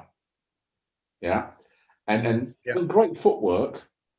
The fans will go ooh and ah, but it's a team game, and he needs to actually bring other players or create space for others and then give them the ball. And he's not been able to do that tonight. So Hodgson is absolutely winning the tactical battle, because I suspect he's actually gone out and bought players that allow him to deploy them in this sort of setup. And, he'll win more matches than he loses on that basis. Moyes tonight, I think what we're seeing is the squad isn't quite deep enough to give him the variety of options that we need. Yes, we certainly need something from somewhere. And, as you say, the opening 6 minutes or so of the second half, very much following the pattern of the first half. We have had a shot at target. We are the only one of the teams to have done so far. That Cresswell free kick in the 48th minute that went harmlessly over the bar. But as Pinky says, Roy Hodgson's done a really good job here tonight, and we're struggling. I mean, I can't see, looking at the current team, where we're going to get back into this game from. It may take a little bit of luck, but you look at the personnel we've got. I'm sure Lanzini's particularly much more efficient in that role than Fornells has been. But where's it going to come from? Difficult to see, really. Just a slight altercation with between Van Arnholt and Kufel there. Poor ball was played to. I don't know what Van Arnholt's complaining about. Poor ball was played, and Van Arnholt put the ball out and slid in, and Kufel just went over the top of him. Nothing in it, and Van Arnholt sort of gone mental on it. Don't know why, but Anyway, think it was the little yeah, kick I out, can't wasn't it? Or the way his foot came down on top of him that he was a bit annoyed about. Yeah. Getting back to your point, Owen, Zaha's having another little strop now. And again, I can't see, it looks like I can't see why. He's clearly on first view. He's, I think that's Diop is trying to get back and Zaha's rugby tackled him and then complained. Not in football, Zaha, you can't get away with that. So another free kick, and I think this is where we've been looking to. Cross comes in, and it's a terrible free kick straight down the goalkeeper's throat. I think at the moment we're looking for set pieces because we're not doing anything creative at the moment. Yeah. And so and of course they're well drilled, so they're not going to be as easy to get past as Leeds were the other night with set pieces, for example. And we need somebody to wake up and have a bit of inspiration. But unfortunately, so far this half, it's been depressingly similar to the first half. I mean, I don't mind us conceding possession as long as we're sort of sprightly and accurate when we come away with it. We're not at the moment, and we're really on the back foot. As I think it's Townsend, isn't it? Anyway, Palace is sort of building up again, but it's a poor ball and that's intercepted. Now, this is what Pinky was saying about Benrahma. He's, the ball's played to him there, and he's not hold on to it. He's not done anything with it, let alone, it's come to him. It's come off him, and the ball goes back to Palace. Similarly, there, instead of getting a foot in properly, he's tried a little sort of step over. Okay, he's kind of got away with it that time because the ball's got out for our throw and we've got possession back. But you want to see a little bit more oomph in a challenge like that rather than just trying to flick over it. And But I guess, Gnome, that's what you get when you're playing a winger in that position as opposed to a Masuaku, who's more of a defensively minded player. Yeah.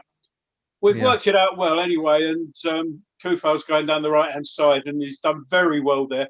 Plays the ball inside to Souček, who's looking for options. Hasn't got many.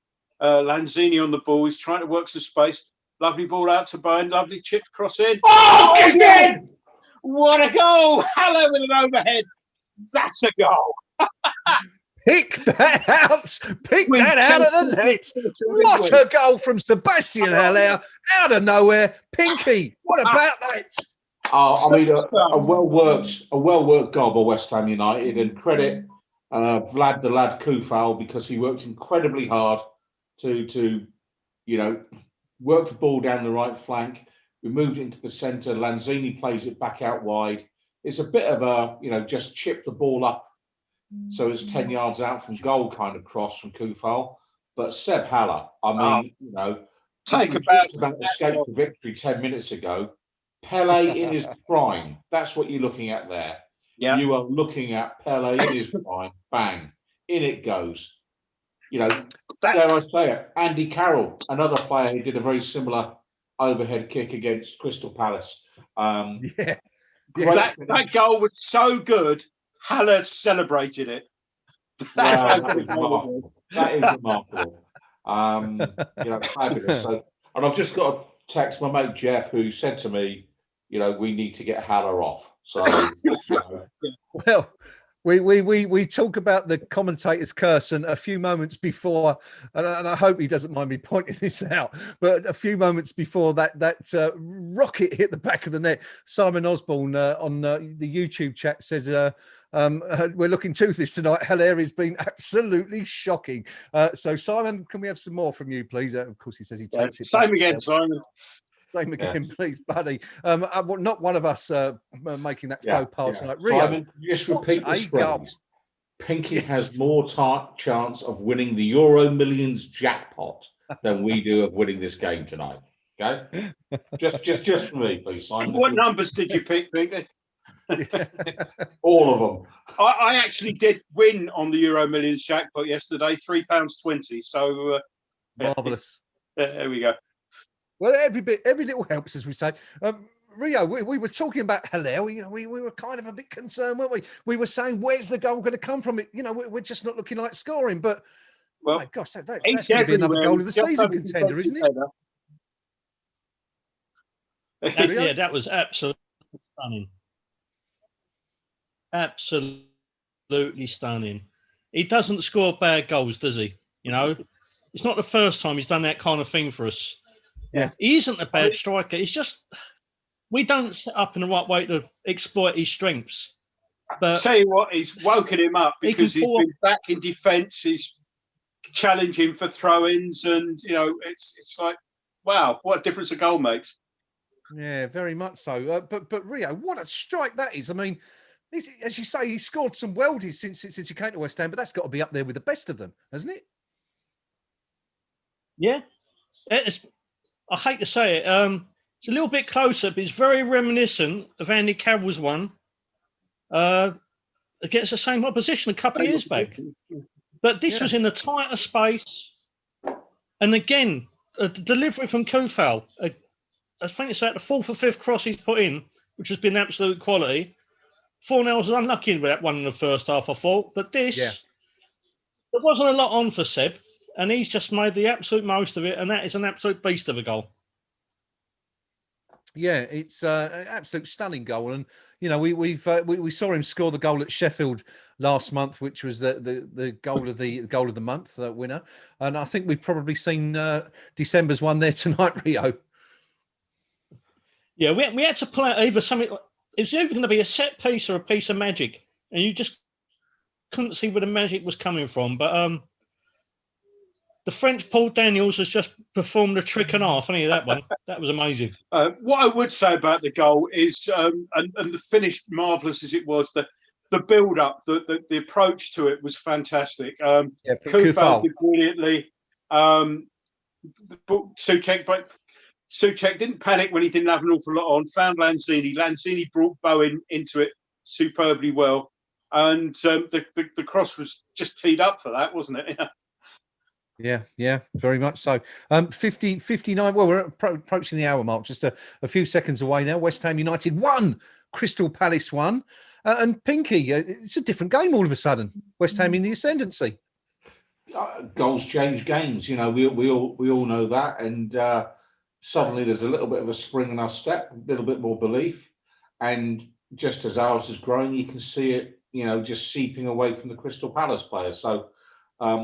You know, who knows? Who knows? We could go on and win it. I think personally, for the next 4 or 5 minutes, I would just try and hang on to the ball as much as possible, because you always get the feeling with the Hodgson team, if it gets to 70 minutes and it's all square, he'll settle. He'll settle for a point away from home. And I think if you're going to win it, let's win it in the last 10 minutes. Hit him with a sucker punch. And say, nice try, Roy, didn't quite work. So, but to do that, we need 4 or 5 minutes of just not letting them get back on top. Yeah, very much so. I mean, it seems to have stung Palace a bit there, Gnome, doesn't it? That goal, West Ham had a really good. Since the goal went in, we've been pretty much on top. We've seen Palace with a little bit of the ball there, but here comes Kufal again, hoping to do something else. Yeah. What I have noticed is that when we've lost the ball, there's been a ball. Oh, that's a good ball in. Haller just couldn't quite get on the end of that. Lovely little ball played in by Lanzini there. But I've seen, as just looking at that now, and Rice gets another good tackle in, there's a little bit more urgency about us. If we've lost the ball, we've seen Bowen challenging, sort of making it difficult for Palace out on the wing, and Ben Rama just ran back and again made it difficult for the Palace man, who again Declan cheered it up. We were saying earlier on, and it's only a couple of times it's happened, but Pinky, I don't know if you've noticed, a couple of times Ben Rama's got the ball, and instead of getting his head down and trying to beat the world, he's laid off a couple of 2-3 yard passes to bring people in. There's like 2 or 3 of those in the last few minutes. Maybe he's listening. Well, you know, it's yeah. I wouldn't hold my breath, but maybe the coaching staff have just said that to him at half time. Yeah. You know, this is what you've got to do here. But I have to say, yet again, you know, Declan Bauer is the player that's catching my eye tonight. And we saw the photos of him last week, pictured with Anthony Joshua, what have you. Palace on the attack. Not quite sure what that. When it flashed across goal, Fabianski threw himself at it. I think he did get a touch on it. But I'd like to see that again. There was again nobody sort of coming in from a Palace perspective. It was, I think it's kind of a shot really. But we'll see it better from this angle. What Fabianski got on Isn't it. it? I'm looking at that, and yeah, more of a shot. So it's a Palace corner from their right. Obviously our left. Townsend on the ball now. Corner swung across, very deep, and it's headed down. And Lanzini makes a little bit of a hash of the first attempt at clearance with an air shot, but thankfully had time to recover and clear it long. Ball's back in our half again. Again, another cross comes in. Again, it's blocked, and we take the ball away. It's played long towards Benrahma, who's not going to win that in the air against anybody in the Palace defence. And Palace try to come forward again. Somebody's trying to just try to see what's happening there. I think that's Zaha's trying to wiggle his way around. He's still got the ball. He's twisting, turning, but he's finally crowded up. That's good work by Souček, to crowd him out. And ball's played out to Haller, who manages to lose it, but no harm done. It's come to Lanzini, and we can bring the ball out again. 64 minutes gone. West Ham United 1, Crystal Palace 1. It is very, very evenly poised. It could go either way tonight. Of course, we have established that a win for West Ham tonight could send the Hammers. That's good work from Ogbonna to intercept and bring the ball out. Lanzini plays to Haller, gets it back to Lanzini. Ball out to left to Benrahma. He's getting towards the edge of the box. He's going down the byline. Oh, now that looked a little bit of a shove there. It certainly went off. It ran out for a goal kick. No any contact there, but it certainly seemed to get. Let's have a look here. There's a little bit of an arm in the chest there. You've seen them given at Anfield to the team playing in red. Let's put it that way. Benrahma at the right end of the pitch for a change there, Pinky. You never know. You've seen those given. Yeah, you've seen them given, but again, what we're seeing here now, every time that we're managing to get the ball forward, it's because we're doing very quick give and goes.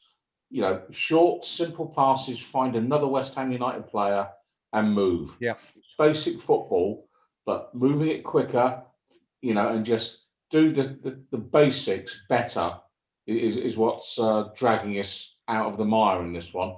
Having said that, Bones just tried to flick to try and intercept the ball, which is perhaps not the best example of it. Cresswell lets it run under his feet. Benrahma on the ball now. We're in possession. Play it simple. That's better. Straight to Souček, tidying it up. This is much, much better from West Ham.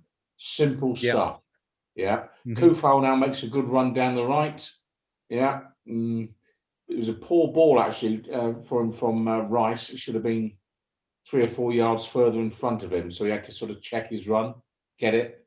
I just thought that's better than your bouncing checks last week. But ball now back to Cresswell. What's he going to do? Back to Benrahma. So at least we're in the right half of the field here. We're trying to see. We're probing around the edge of the box.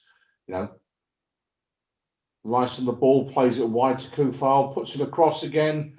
Haller didn't quite get on the end of it. It goes all the way through to Benrahma on the far side. Yeah, and unfortunately the move breaks down. Benrahma just let the ball run away from him a bit, but much better from West Ham the last 2 or 3 minutes. Yeah, very, very good stuff. Again, Thomas, Vladimir Kufal in a dangerous position, putting across him, just not working out. We're just seeing a replay of that fantastic strike from Seb Pelea. Rio, just thinking hang on, about what's this? That's the German in the stand applauding the overhead kick goal. So I'm purely in escape to victory mode tonight. Max von Sydow playing that one, wasn't it? Yes, it was. Yes, the late Max von Sydow. Yeah, there you go. I've totally lost where I was. Where was Sorry, we're in full escape to victory mode tonight. In case you were wondering why, as Pinky rightly pointed out, the shirts bearing an eerie similarity to those worn in that seminal film from the 1970s featuring our very own Bobby Moore and half of the Ipswich Town team at the time. John Walker, players like that, I believe, were all involved. Yeah, it's West Ham 1. Rio, I was coming to you, I think, wasn't I? I've totally lost where I was. Help me out here, buddy. Yeah, you was coming to me. What for? We don't know, but you was coming to me. Okay, well, fill in the gap, please. West Ham, 22 minutes to go. There we go. We're halfway through the second half. 1-1, evenly poised. Which way is it going to go? I still think my draw's a good bet, to be honest. I think if anyone's going to win it, though, it'll be us. Right. I think we've just got the impetus now. I mean, I was worried when Lanzini come on. I thought we should take 4-0 Just off. a second. I'll get up. That's definitely a get up, Zaha. He's pushed the ball past Kufal and basically run into it, and he's now complaining. If that's ever given as a penalty, then I'm switching. Look, he's just run into him. Nothing doing there. You know, it's just pathetic. It's embarrassing. Yeah, that's the sort of thing we're talking about, isn't it? Yeah, where he doesn't do himself any favours. And it's a stain on the game because, you know, dare I say it, less decent referees, if such a thing exists, you could crumble under that sort of, dare I say, attempt to pressurise them into giving soft penalties, and it isn't right. Having said that, the chances are that Fabianski would save it if it was a spot kick anyway. So I wouldn't be worried. On the attack now, Bowen's cutting. A really good effort from Bowen. Decent effort from Bowen again, cutting in from that right hand side and trying to curl on the left. It's probably not nearly as close as it looked from first. We'll see it better from this angle now. Far away. No, it wasn't that far away. Yeah, it's just you get a sense with those Gnome that before too long Bowen's going to try one of those. It's going to rip the net out the ground. Yeah, He's sort of getting closer. Interesting theory, just as it occurred to me while Pinky was talking about the Zaha and his habit of trying to con referees.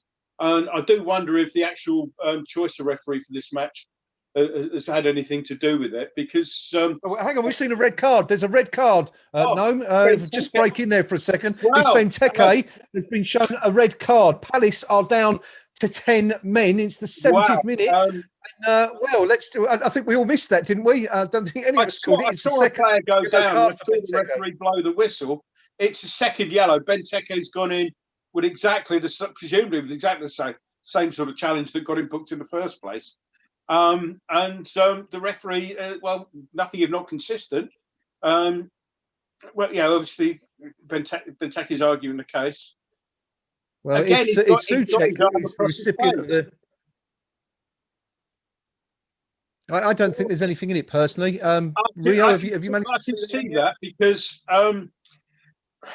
he's obviously got an idea that if you go in with the arm across the face, that's a yellow card. And he's booked him for exactly that offence in the first half. And, if you're going to book him once for it, you're going to book him twice. Yeah, I guess so. At least, we're asking for consistency. There it is. I mean, personally, I think that's harsh, very harsh on Benteke. I think if that was one of our players, we'd be particularly disappointed. Pinky, what's your view on that one?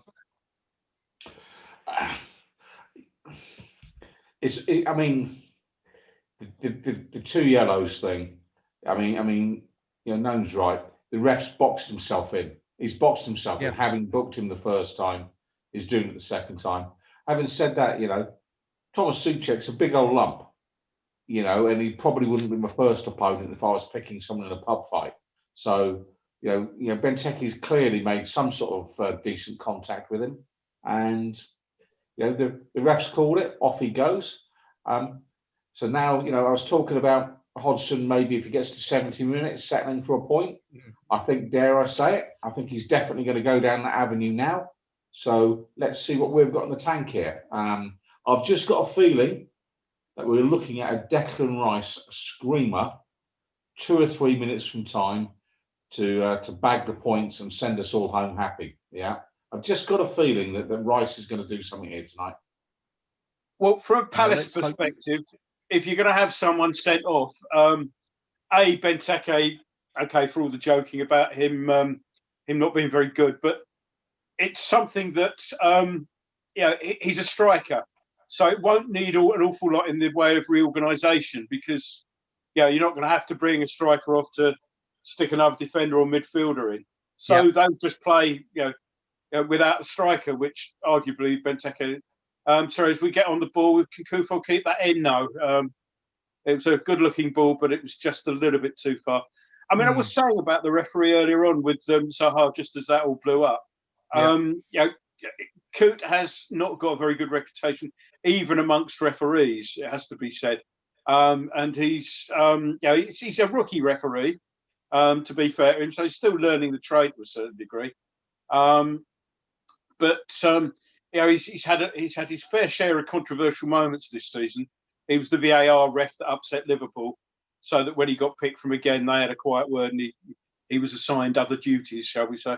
So whether that's sort of in Zaha's mind, I've got a rookie ref here. What can I get away with? But he's not been fooled by any of it, to be fair to him. I agree that the two yellows are a bit harsh, but if you've given the first one, you've got no option but to give the second. Yep, no, it's a fair point. It's absolutely. And the difference with those challenges is you go up and you're deliberately going like that. That's a straight red. But putting your arm. That's what again's pulled up. He's pulled up as in. I think he just took a knock to the top of the foot there, as Palace tried to bring the ball forward now, and Zaha's played Eze in on the left. Careful, lads. And Eze sort of pulls the ball back. Trying to work an opening. Oh, Declan Rice. Declan Rice take a bow, son. Lovely tackle. And there'll be another yellow card here.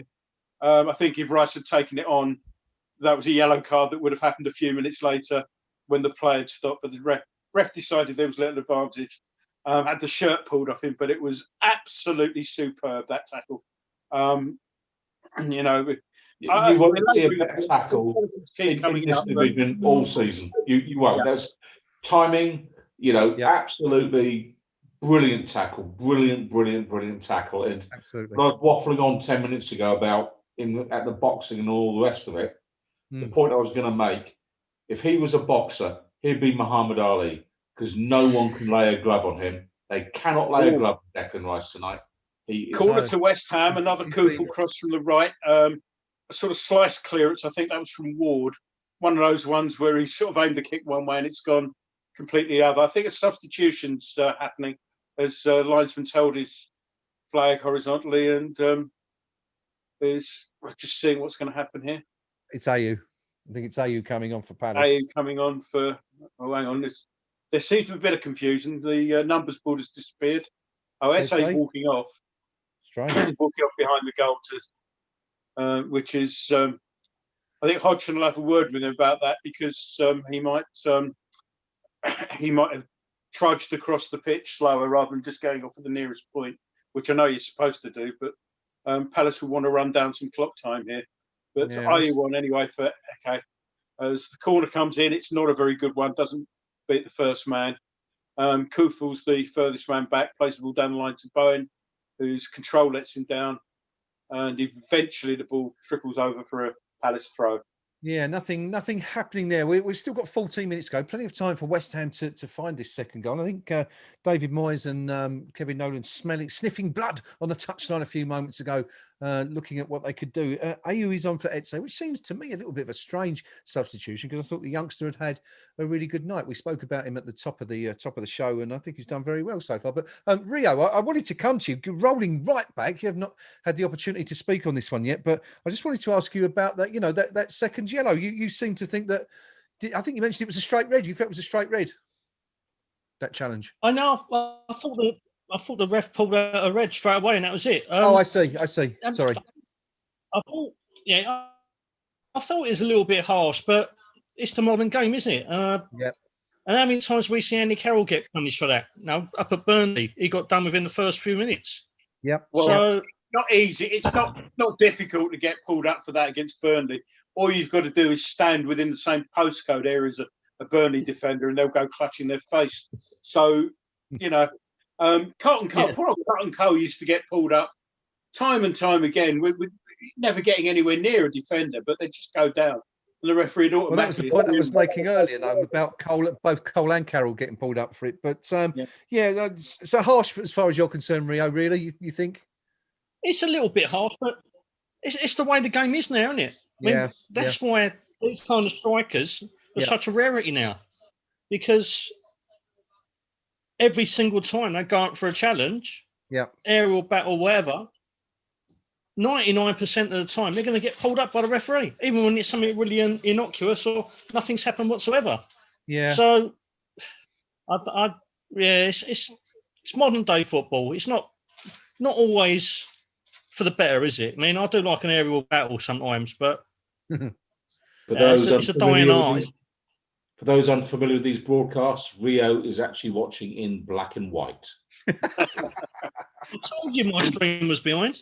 About 40 years. West Ham have a throw-in deep into Crystal Palace territory. It's Kufal, some 10 yards from the byline, looking for options. No one really on at the moment, but potentially dangerous. He throws it into the box where Haller concedes possession, and it's cleared by Palace. We're just over 11 minutes to go. The West Ham have won possession back with stick for a moment because he's Lanzini inside the box. He's looked for an option, plays it inside to Cresswell, who plays it out on the left to Ben Rama. Ben Rama chips it to the back post. He's looking for Haller, but Guita is up to claim the ball, and Palace survive that mini challenge. Etse, Pinky. Rio sort of spoke quite effusively about him at the start of the show, and I thought he had a good night tonight. I'm quite surprised to see him go off there. Possibly a tactical change by Hodgson, maybe AU sort of more defensive, perhaps. I would think so. You know, I mean, it had a good enough game, but yeah, as forecast, there's a point at which Hodgson would just say, do you know what? If we can take a point, it isn't the worst position. Yeah, he's probably a little bit disappointed because at half time he'd be thinking, as we described, you know, Palace were worthy of their lead. But fair play to West Ham United in the second half. I think even before Palace went down to 10 men, I think we've looked much the better team in the second half. Yeah. And I'd say, again, credit David Moyes. He'd seen what the problem was in the first half. He's made a change of personnel, but also probably a change in instructions as Rice just brings the ball. I mean, I'm sorry, but he's ridiculously good. Anyway, but so, you know, for us now, I think we've got 10 minutes now. Try and break this lot down. I think the win is there to be had. Kufal is spending more time as a right winger than he is as a fullback, that's for sure. We've got Yarmolenko on for Bowen. He's on the ball now. Yarmolenko gets to the byline, tries to get the cross in, and it's blocked, so we have a corner. West Ham going for it, you'd say they're known by bringing Yarmolenko. Yeah, fresher legs. A little bit different to Bowen, perhaps. Cresswell's gone over to take the corner from the right hand side, so expected to be going in. And let's see what we can do from this one. Usual jostling for position in the box. Cresswell sticks an arm up. Corner's swung in. It's deep, and it's gone very deep. And O'Connor's come out to rescue it. Plays the ball back to Lanzini. Kufal plays a long diagonal ball towards into the box, fairly straight, but it's cleared, and Palace are bringing it away. But Yarmolenko's won the ball, but it's given us a foul. I think Diop may have been involved a little bit there, but he's gone down. Free kick to Crystal Palace. 9 minutes or so left plus stoppage. Yeah, just closing up to 82 minutes. West Ham United 1, Crystal Palace 1. Rio, Issa Diop back in the team tonight, and we felt he might have been culpable for Palace's goal. But what do you make of his performance overall, having come back in to replace Fabian Balbuena? I'm afraid to say it's been a typical Wissa performance, isn't it? And the lack of first-team football of late hasn't done him any favours. He's been all at sea at times. Again, he's been beaten in the air a few times where he really shouldn't be. I mean, I like him. He's got all the attributes of a great player. He just needs someone to instill the defensive tactical ability in him. You know, he's a big, powerful lad. He can play the ball, but he needs someone. I mean, I'm surprised Stuart Pearce hasn't been on him and just drilled it into him about defensive positioning and ability. Yeah. Yeah. Could I just make an announcement? Declan Rice is human. He gave the ball away a few seconds ago. I'm flabbergasted. Yeah, I thought for a second he might be in a spot of bother there, Gnome, because he stretched for that challenge, Yeah. didn't he? Was a little bit late, and I think West Ham sort of benefiting from the fact that play continued for another 20 to 25 seconds. But anyway, it won't play on his mind, I'm sure. But just to announce that he is human after all. 83 minutes gone. West Ham United 1, Crystal Palace 1. Is there a winner in this game for either team? Pinky, we've spoken about Issa Diop being perhaps slightly disappointing tonight. It's not even worth asking this question, is it really? But Declan Rice, West Ham standout player so far tonight? Yeah. I mean, he is, but dare I say it, he's giving a performance that we would expect from him. You know, such as the caliber of player we've got there, that an outstanding performance is just normal. I mean, a player who I think has done, really well tonight is Kufal. Yeah, I think, absolutely. We probably have him to thank for the spectacular goal that Haller banged in, but just to create the chance to work the ball upfield, never mind the final sort of chip cross that came in. Kufal, I thought, has played very well for us tonight. So he, I think, has probably punched above his weight, whereas Declan has just done what Declan does. And if you were the England manager watching this, which of course Roy Hodgson used to be, he'd be looking at Declan Rice tonight, going, "Could have done with him when I was England manager."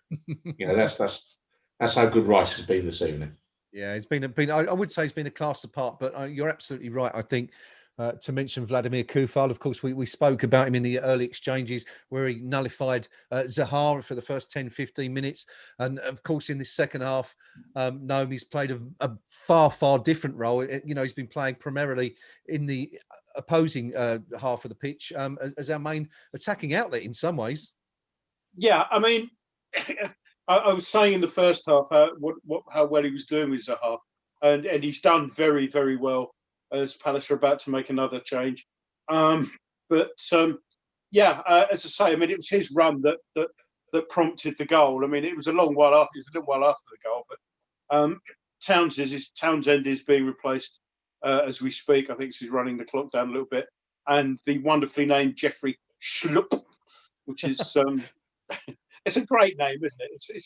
It's off one of those BBC sound effect records, isn't it?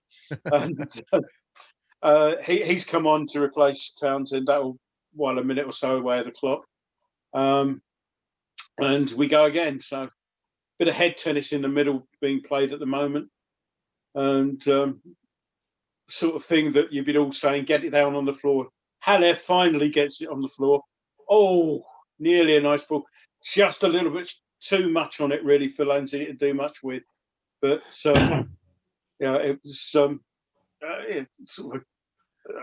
I'd say a 10th chance rather than a half chance there, but just a little bit too much on it.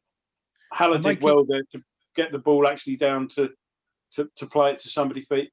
A little bit too much on it for Yarmolenko, for Lanzini to really do anything with. So we build again. Yes, we go again. 4 minutes to go. West Ham 1, Crystal Palace 1. I make it 2 substitutions each so far. Lanzini replacing Fornells at half-time for West Ham. Ayew coming on for Etse after 76 minutes. Yarmolenko replacing Bowen for West Ham 4 minutes later in the 80th minute. And we've just seen Townsend replaced by Schlupp for Palace. So I think one more each to go. We're there, Pinky. We're now in the final 3.5 minutes. This is what you said you fancied a Rice special. Can we nick it? Can we do it?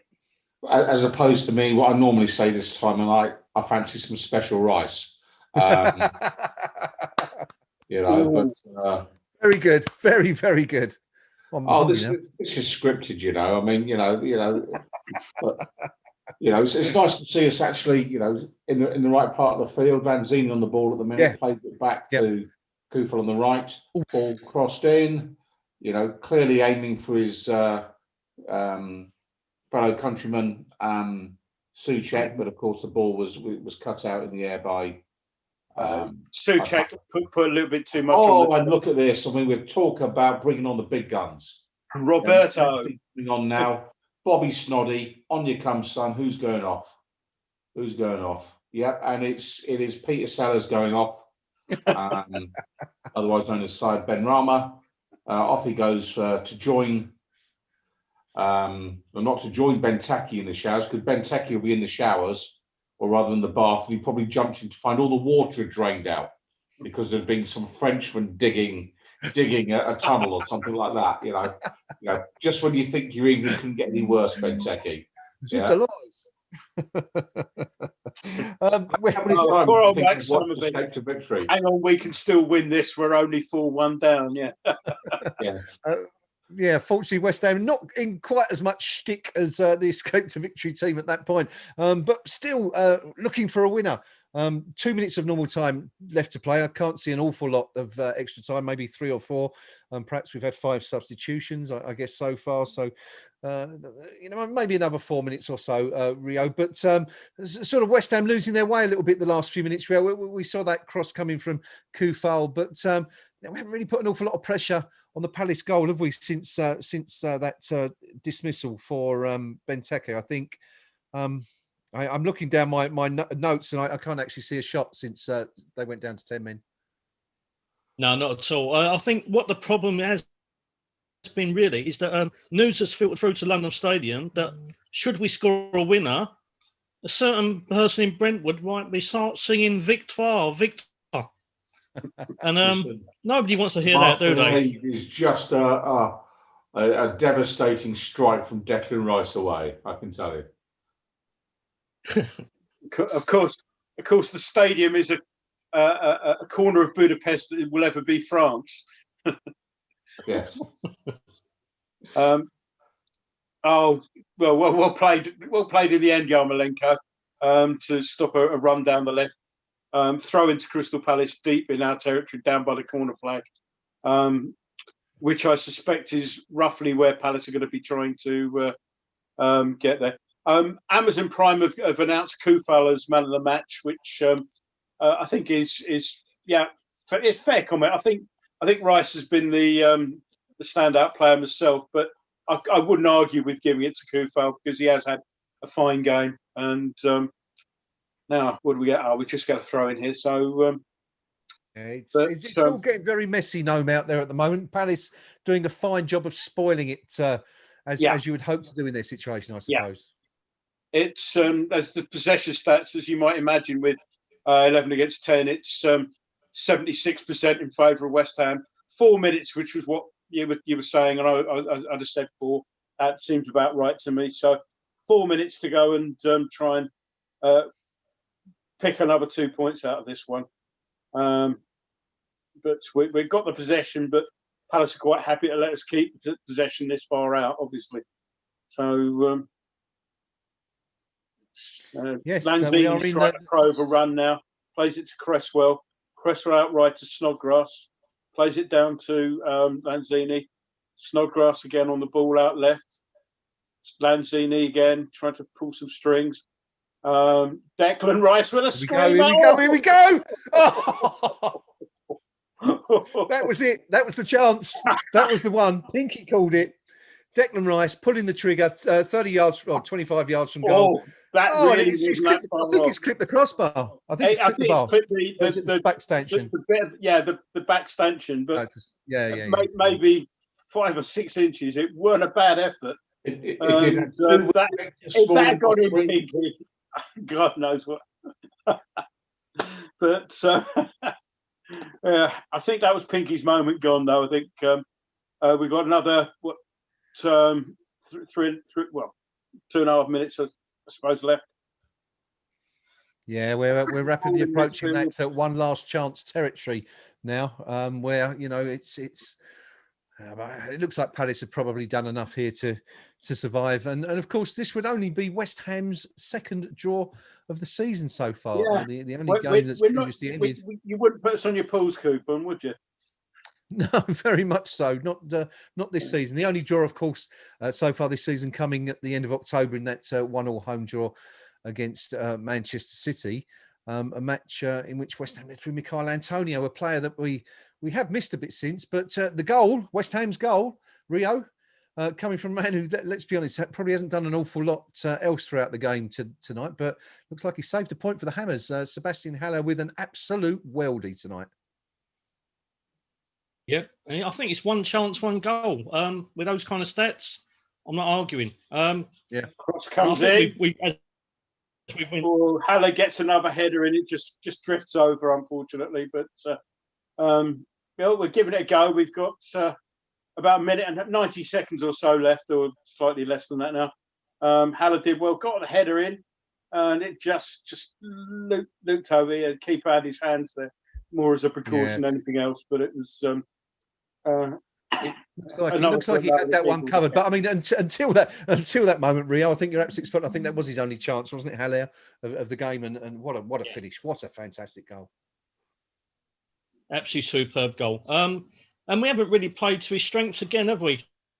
So lack of service, lack of opportunities for him. Now, I think we saw the other night as well against Leeds. I think he had 3 or 4 opportunities. Twice was denied by excellent defending, and once by good save from the keeper. So when it comes to putting the shots on target and getting a chance on goal, he's there or thereabouts. So he just needs a break, and hopefully this goal today will inspire him and spur him on a bit, because that was a goal to, like, you won't get many better than that all season, will you? Well, with 20 seconds left, Palace have got a corner. They were trying to keep it down there, and they just flicked the ball off Ogbonna. So 20 seconds, well, 10 seconds now. So there'll probably be time to take the corner, because they tend not to blow up before it's taken, and even though they often should. And I think that after that, if we clear the corner as soon as it's cleared, that will probably be it. Roy Hodgson urging all his men into the box for one last chance. By the looks of it, assuming the same as you know. Well, you may as well, because you're not going to lose from this point. Corner comes in and it's headed down, and Fabianski sort of gets it. That's the lot then. Fabianski would look at it clear, but it's the final whistle. 1-1, undefeated again. So there it is. There it is, folks. The final whistle, as Gnome says, has indeed blown. 94 minutes and 24 seconds played tonight at the London Olympic Stadium. The final score, West Ham United 1, Crystal Palace 1. The visitors opening the scoring 11 minutes ahead of the half-time interval. Christian Benteke finding the net with a well-placed header coming from across from the right-hand side. West Ham levelling 10 minutes into the second half with what is clearly going to be a contender for goal of the season. Pinky and Rio both called it. It was an almost identical goal scored by Sebastian Haller to that scored by Andy Carroll against the same opponents 4 or 5 years ago at the very same stadium, across from man of the match elect Vladimir Kufal from the right-hand side, and Haller getting up in the air to twist and put an absolutely fantastic goal into the top left-hand corner of Gaeta's net to salvage a point for West Ham. Palace reduced to 10 men with 20 minutes remaining after goalscorer Benteke was shown a second yellow card for an identical challenge to the one that saw him booked in the first half. The victim in the first half, being Ogbonna, to an arm across the face. Thomas Souček suffered in the second challenge, and that was the incident that saw Benteke receive his marching orders. The team here feeling that we might feel slightly aggrieved if that was a West Ham player who had been on the end of that decision. But in the end, it all proved immaterial, as Palace effectively shut up shop, as Pinky predicted they would do so for the last 20 minutes. And West Ham, rather disappointingly, unable to produce a shot on target from the moment they had a man advantage until the first minute of added on time, when Declan Rice took a swing some 25 yards from goal, and his shot narrowly evading the target and clipping the stanchion.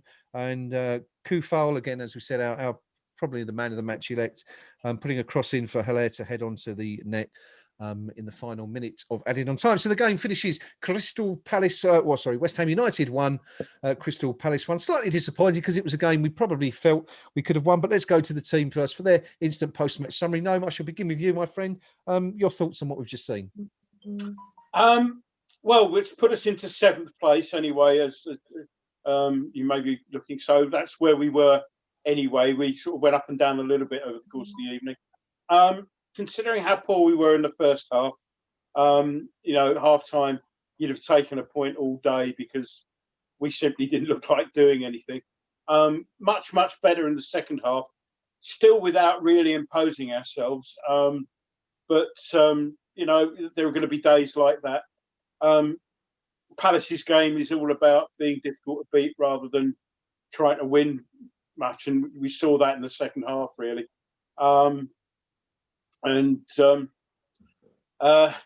Yeah, I mean, you've got to be happy with the point. Well pleased with the goal. I mean, it was only last week, of course, that he nearly scored another one like that. The keeper pulling off a fine save up at Leeds. So you know, it's definitely in his locker, and so pleased for him. And as I say, what really sort of struck me was that the second he'd scored the goal, he was all over the place after that. You know, you saw him doing a defensive header. He was hassling people out on the touchline. It was like he'd had some sort of adrenaline shot, which it actually technically he had, I suppose. You score a goal, you do get an adrenaline rush, don't you? So and it showed. So bright spots for me tonight. Kufal had a superb game, fine game. You know, Zaha was made to look the mug that he really is, really. And Kufal stuck to his task. He wasn't wound up by Zaha's antics. Yeah, Zaha throw himself down, and Kufal would just give him a sort of withering look as he ran by to resume his position. Declan Rice, well, we say it week in, week out. It was just immense there today. The number of times, the promising attack seems to start. Declan's there, foot in, takes it away, lays it off. So those were the two high spots for me. Disappointments today. Ben Rama needs to work on his. I think in tennis or golf it would be shot selection, I suppose. Really, there are times when you want him to do that, running at people, like he did in the first half, very early on. There was that run that was quite good, but you don't do it every single time, and you certainly don't try it on 10, 15, 20 yards in your own half when there's an easier pass on. So. I'm sure it will come with a bit more experience, something for the coaches to work on. Times to pass, times to dribble, and you've got to work on that. So I found him disappointing today. Bowen was quiet. Fornals was very, very quiet. And a very good move from Mr. Moyes to bring him ashore at half time. In the past, it's not always been a Moyes thing to make early substitutions, but he clearly identified that there was something that wasn't happening. Lanzini looked quite sharp when he came on and was trying to pull the strings, and he was kind of the pivot. Again, he was part of the goal. It was his ball out wide, excuse me, that brought the cross in. So a few, I wouldn't say high spots, but a few sort of pleasing aspects. The low point being that the fact that we really weren't at the race in the first half. So there you go. I guess, and that cost us the 3 points ultimately, knowing the fact that we didn't come out of the blocks, firing, and in the end we came from behind. I should point out, of course, before I move on to the rest of the team for their post-match thoughts, that is actually the third West Ham draw of the season, not the second, as well as drawing 1-1 at home to Man City. We did, of course, come from 3-0 behind at Tottenham to forgot about that one. How did I forget that one? I'm only thinking about the big games. So yes, of course. So my apologies. That's the team formerly top of the league, of course. Now they've had their few weeks at the top of the league, and having lost tonight, they're now on their way down. 4 points ahead of us, by the way, and just a few nice little things to say from the league table. We've got we're above Manchester City and Manchester United, and and we're 7 points clear of Arsenal. Oh, that's unprecedented, I would imagine, at this stage of the season. Sebastian Haller is speaking to Yeah.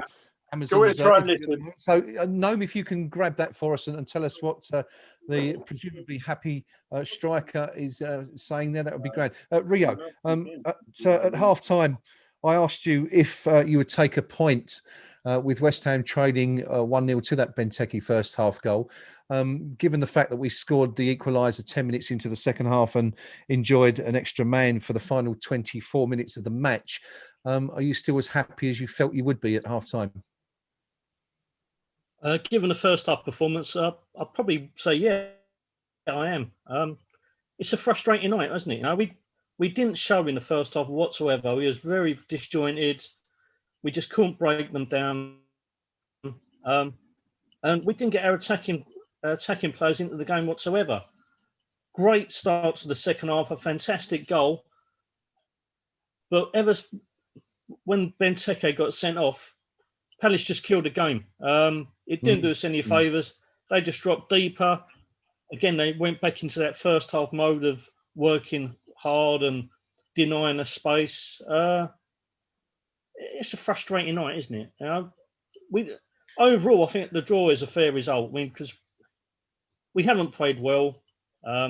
Again, a team that we should really be beating and playing at home, we really should be picking up 3 points. But we're a counter-attacking side. And despite the attacking talent we have, when we have to play on the front foot, we make heavy weather of it, don't we? Yeah. Against teams who want to sit deep and press and make it hard for us, we don't seem to have the answers. You know, and like I said, we've got some attacking talent, which at times can be frightening. I mean, Ben Rama's got a lot of potential. We all know what Lanzini's done in the past. Jared Bowen is an excellent player. But we're lacking that little bit of goal, that little bit of quality to open up defences. We just don't seem to be able to do it, particularly at home against teams who we have to force the issue against.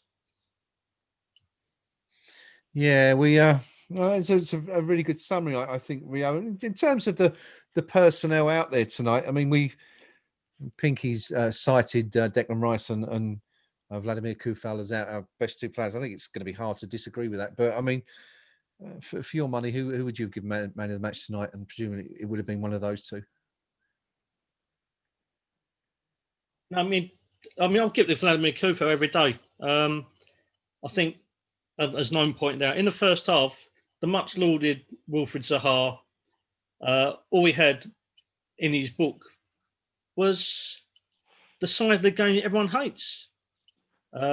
Deliberately trying to pull fouls, going over like he's been shot, and every little bit of trickery that we have seen him produce because he can do it. You know, he can play football, but it relies too much on the dark arts for him to be a player that I'd ever kind of be drawn to and like. You know, there's too much of that side of his game to him. But Kufal nullified him pretty much throughout the whole game. He delivered 4 or 5 really good crosses, which we could have capitalised from. The one that we did score, probably his worst one. It was a little bit into nowhere, really. But his good build-up play was great going forwards. He's defended well and he's created chances. I mean, was it £4 million? He's an absolute steal, isn't he? You know, he's a real good find. Yeah, I think Declan Rice has been outstanding. Yes. But he's one of those Rolls Royce of a player, isn't he? You know. Yeah. You expect that of him. You know. Mm-hmm. All I'm going to say is that game by game, and I think the captaincy's helped. He's looking more mature, more composed. He's gone from being an exceptional player into one which I think, as Pinky said, there's a lot of teams in Europe be looking at him, thinking that boy could be somebody you build a team around, and he will drive you on and take you on to better things. And that is a worry, isn't it? Because as much as he seems to love it here, he's going to want to win things eventually, isn't he? And the time, if he keeps on producing performances as he has done the last few weeks, he's going to go for big money. Yeah, very much so. Terrific game against that. We're just seeing on the TV the Andy Carroll strike here against Palace. And I've got to say, on the having looked at both now again, Carroll's was probably the better of the two, given the angle and the fact that it was slightly further away. But taking nothing away from Seb Haller tonight with an absolutely fantastic goal. That Would you like to know what he had to say? For West Ham, and let's hear what our goal scorer had to say. From he's obviously very pleased with the goal. I missed the start of the interview, but he was his comments were very sort of team orientated. He's pleased for the colleagues as well, and he was asked why he thought he hadn't scored as many goals this season, and he didn't say this in a sarcastic way. He meant it in a genuine way. He said, I don't think I've played as many games this season, which I suppose is fair comment. Yeah, and he's got his extended run because of Antonio's injury, obviously. But he said all the right things. Basically, he's pleased for his colleagues, and excuse me, and he was quite obviously very happy with the finish, and but he said we'll finish that one. He says we'll go back to work tomorrow for the next game, and so just on that goal, and when they showed not the Carroll goal but the Haller goal a second ago, and we're sort of talking about Kufal's run and all that, but it all started with Fabianski. It's been played right from the back, and Fabianski's played it out wide, and it's gone to Kufal down the line. So I mean, it had everything. It had it had a good run down the line, some good passing. Okay, the cross was it wasn't perfect if you didn't have somebody on the end of it who could do that, but given that you did, it worked out fine. So I'm chuffed with a goal. I like a good build up in goals. These 40-yard screens are all very well, but a good build up, and then if you get finished like that, icing on the cake. So an absolute belter, Gnome. Such a good goal. He celebrated it. So yes, which is a rarity in itself. Gnome, keep an ear out, if you will, for David Moyes, just to see if anything happens there. Pinky, coming to you unusually late juncture after the final whistle, around 20 minutes since the game ended, but taking up the guys' points there. I mean, I felt that Rio said we had a poor first half, and I felt we also started the second half poorly, didn't we? We didn't really, for the first 5 minutes or so, we sort of began the second half the way we ended, the first. And we had that little purple patch where we scored, and that really sort of breathed life into our game. And we had a good 20 minutes. But then again, the last 25 minutes, once Palace were down to 10, I mean, as I mentioned a few moments ago, it took us 21 minutes to have a shot at goal. It's a very strange game for West Ham. We've come away from it with a point, and we've seen a fantastic goal, a couple of really strong performances, but it's Palace again, isn't it? I mean, we said at the start 2 wins against Palace in our last 8 home games. It's now 2 wins in 9, and they've done us again, haven't they? Well, they haven't done us because done a number on us then, okay, but look, you know what you're going to get with Crystal Palace. I mean, let's be frank here. If you did a pecking order of London football clubs, there'd be somewhere between, I don't know, Leyton Orient and Dagenham and Redbridge. That's the kind of sort of where they have the right to be. So they know, just being in the Premier League, they are punching miles above their weight. And what that gives a manager freedom to do is to set a team up, particularly away from home, almost to the point of, like, do you know what? If we get a point, great. If we get a win, fantastic. Mm-hmm. But there's no great expectation of them to do anything away from home. I think Roy Hodgson tonight, he came along with a clear game plan, and what you will get with him, and his players will get with him, is a well communicated, clear game plan that says, this is what we're going to do tonight. This is your job. This is your job. This is your job. And that's what he can do. Would I want to watch it every week? I don't think so. Contrast that with David Moyes tonight. Okay, we coughed and spluttered, but when you know, Haller banged his 7th goal in 15 appearances this season in tonight. Yeah. We had 5 players in the Palace box when the ball came in. You know, you could argue that when he actually hit the ball in, Kufel then just ran into the box as well to make it 6 players. So again, I just want to nail this myth of we're not committing enough players forward and things like that under David Moyes. Yeah, we absolutely are. And it's one of the things I will count religiously, game in, game out, is players in the box when the ball comes in. And we are not a negative team. Tonight we coughed and spluttered, certainly in the first half. But I credit Roy Hodgson for that, because it's easy to forget sometimes the opposition do have a right to set out their game plan as well. And Roy, he's done well tonight. I think Moyes at half time, he made a change. He's clearly had a word with the players in terms of what they need to do a little bit differently. And we were much, much better in the second half. The problem being, of course, he hasn't got that many true options on the bench. And I think, you know, we saw it when, you know, Robert Snodgrass came on right at the death. He's 33, and immediately, you know, the Palace player danced around him and just left him for dead. Not because he's 33 per se, but it's like he's a little bit slower in terms of thought and whatever that he might have been in his absolute prime. And you know, if the manager had a few more options of better caliber, you know, Yarmolenko we saw tonight, he's brought him on again. That's a player who has twice let the manager down this season, making mistakes in the last 10 minutes of the game that ultimately have cost us. And again, if the manager had a clear choice, I reckon we'd see Yarmolenko not at the club anymore and a different player come in. So I see this as a work in progress. Yeah, you know, I'd rather we'd beaten Palace at home, but it's not a disastrous result. And you know, I said, what, 5 or 6 weeks ago that last season Liverpool finished 60 points ahead of us. Yes. I actually thought that this season would see that deficit halved.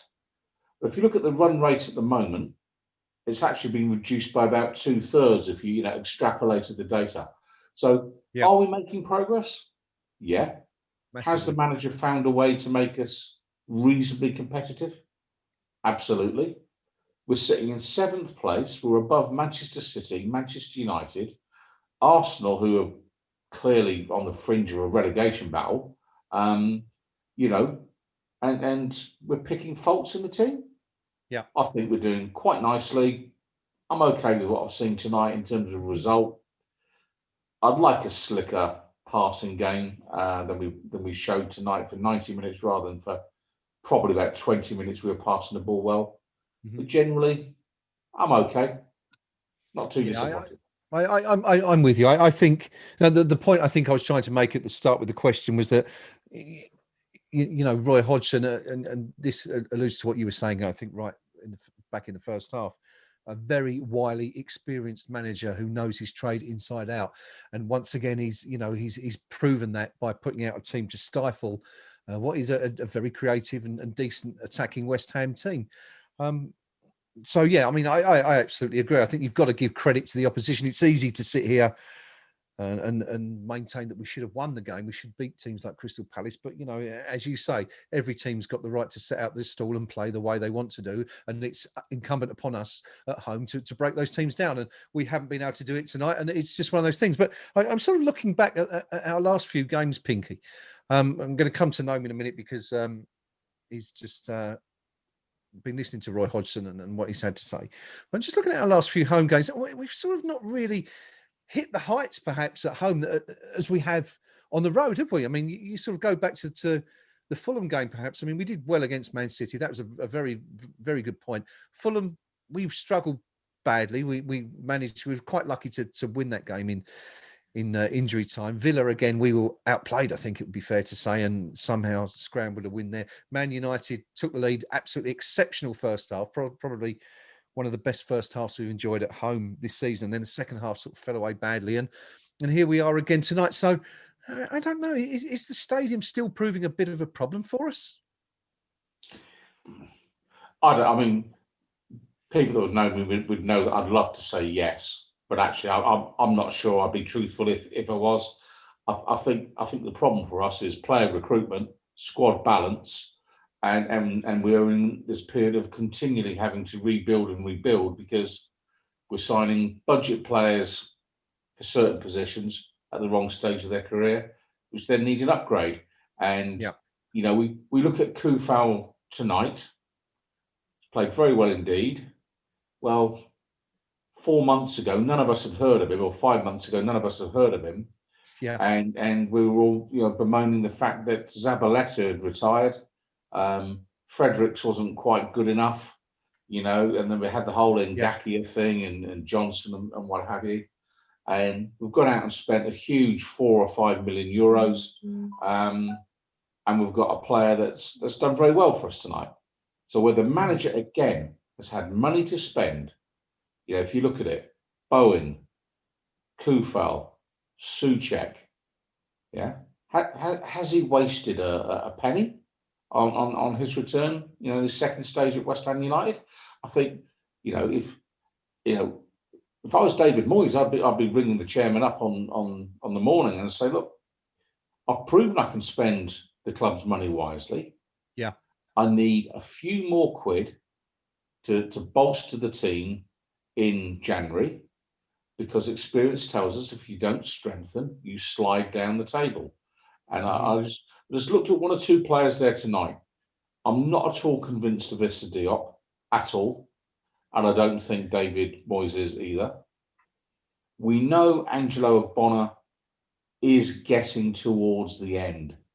Yeah, and 2 or 3 times tonight, I'm just looking at him getting outpaced by the opposition, and he's not winning a foot race now with anyone. And I think 6 to 8 months from now, he'll be the player that starts to let us down regularly. So we are absolutely going to need a centre back or two. And I just wonder whether or not some money can be found somewhere to go and say, do you know what? There must be a player we can go and sign 15, 20 million that we could say is a 26-year-old decent centre back and slot him in there and at least try and build a squad that way. Because I fear what we're going to do, we won't spend money in January. We'll faff around all summer again. And we'll be sat here this time next year going, well, 13th, it's not so bad. Whereas at the minute, we're 7th. Show a bit of positivity, look upwards, not downwards. Now is the time to invest. That's the point I'm making. And I think the manager's done well with what he's got. I don't think, you know, the stadium per se is the issue at the minute. I think the issue is we just need to get a slightly better balanced squad and keep driving the average age of the players on the pitch down in certain parts of the field. I just like a slightly younger centre back who's good to come in with an eye to say, do you know what? Ogbonna's getting near the end, and Balbuena, whilst he's done fine, he's not all that. And Diop, we paid the big money for, he's not really come on the way we'd hoped. And I'm saying, cut our losses and Diop and sign new blood. That's where I'd go. Yeah, it's and of course we know David Moyes wanted to sign Tarkowski from Burnley in the summer. That was his main target, but for one reason or another, that didn't come off. And Diop, it's a strange one, Diop, isn't it? Such a strong player in that first year or so at the club, and you know he kind of reminds me of myself when I used to play centre back back in the day, where there was you knew there was a mistake in you every game. You know, that's the way he plays now, though, doesn't it? You're sort of expecting something to happen, and we saw it again tonight. You know, just slow off the blocks against Benteke for the goal that cost us 3 points. Rio, I'll come to you very shortly, and we're going to have a quick look at the forums just to see what everyone's saying. And before we do that, just quickly to Gnome for a very brief, if we can, round up from what Roy Hodgson had to say. I don't think we've had Davy Moyes out yet, have we? He's not been there yet. No. He was annoyed that the sending off, as far, in his view, had cost them 3 points, or cost them 2 points, because he felt confident that they were going to go and win that game had they kept 11 men on the pitch. Really? And he didn't think that the sending off was a sending off. I've seen it a few times. They've been showing it while we've been talking, and particularly the second one was a yellow, more so than the first. But having got the first one, as I say, the second one definitely was. And while we were waiting for Hodgson to come on, Ginger was there, and he says, he's played the game long enough. He knows exactly where the challenger is and where that arm's going. So, but Hodgson was saying it was a good point, and he was very happy with the way that they played the last half hour. He said there weren't that many clear-cut chances. A bit of humour in there when he was asked about the December fixtures, and he said, the interviewer said, you've got, you seem to improve your game over the Christmas period. And he said, well, that's the sort of statistic you know about. He said, I can't remember we played last Christmas or the Christmas before. I'm only interested in what we got now. So if that's the case, but we'll put that one to bed and we move on. So I think that was what he said basically. Okay, not an awful lot really. Well, let's see if Davy Moyes does come out and say a few words. We missed him, didn't we, against Leeds? He didn't come out at all. And he's not out at the moment. Okay. Well, we'll see. They're just showing the league tables at the moment, but we'll if he comes, then I'll hang on. If I may disappear at half-past because my late pass expires about then. Yes, Gnome's gonna turn into Cinderella or whatever at 10:30. Needs his beauty sleep, of course, as you can see. Rio, the KUMB.com forum match. I'd be very interested to hear what the general consensus is tonight after that, because there were some really good points and there were some bad points, and Sebastian Heller probably summed it up for many of us, fairly anonymous throughout the game, but scored an absolute worldie of a goal. What have people been saying, buddy? Yeah, pretty much that. Some interesting comments going around. Profit marginal was put, rather fortunate to pick up a point in my view. Knew he'd take a chance if one come his way, but Heller's strike was sensational. I was encouraged by some of our play. I'm worried by other aspects of it. Craig 2609 put, sending off killed the game. The game was getting more and more open around that point, and credit to Palace, they defend really well and are incredibly hard to break down. Would have liked to have seen us play with more width and surprised Bowen went off before Ben Rama. Yarmolenko's a bit annoying, ain't he? Release the ball, man. Kufel definitely man of the match. Junko partner. Lacked the professionalism and the killer instinct to turn that into 3 points with man advantage for so long. Palace are good at organised defence, but we rarely stretch them in with the extra man. Why will all bobble about in mid-table this year and not have a serious tilt at the Euro spots? Positives are that after being second best in the first half, we steadied, fought back and got a goal of sublime quality. Kufel was outstanding. Ogbonna good after a slippery start.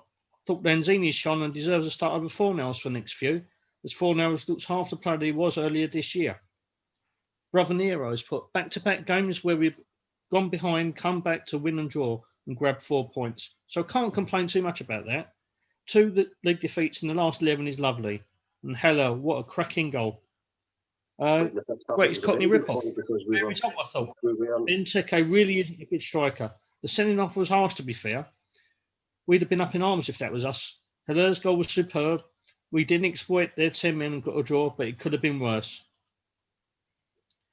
And Robbie has put, the most impressive of our new signings today was Kufel. He's an excellent right back. And SH, picking up points when not playing well, that's a great sign. Expected us to lose, so won't grumble with the point.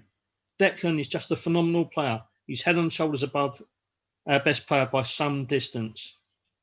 So everyone's pretty spot on with their assessments. I mean, we didn't play well. We picked up the point.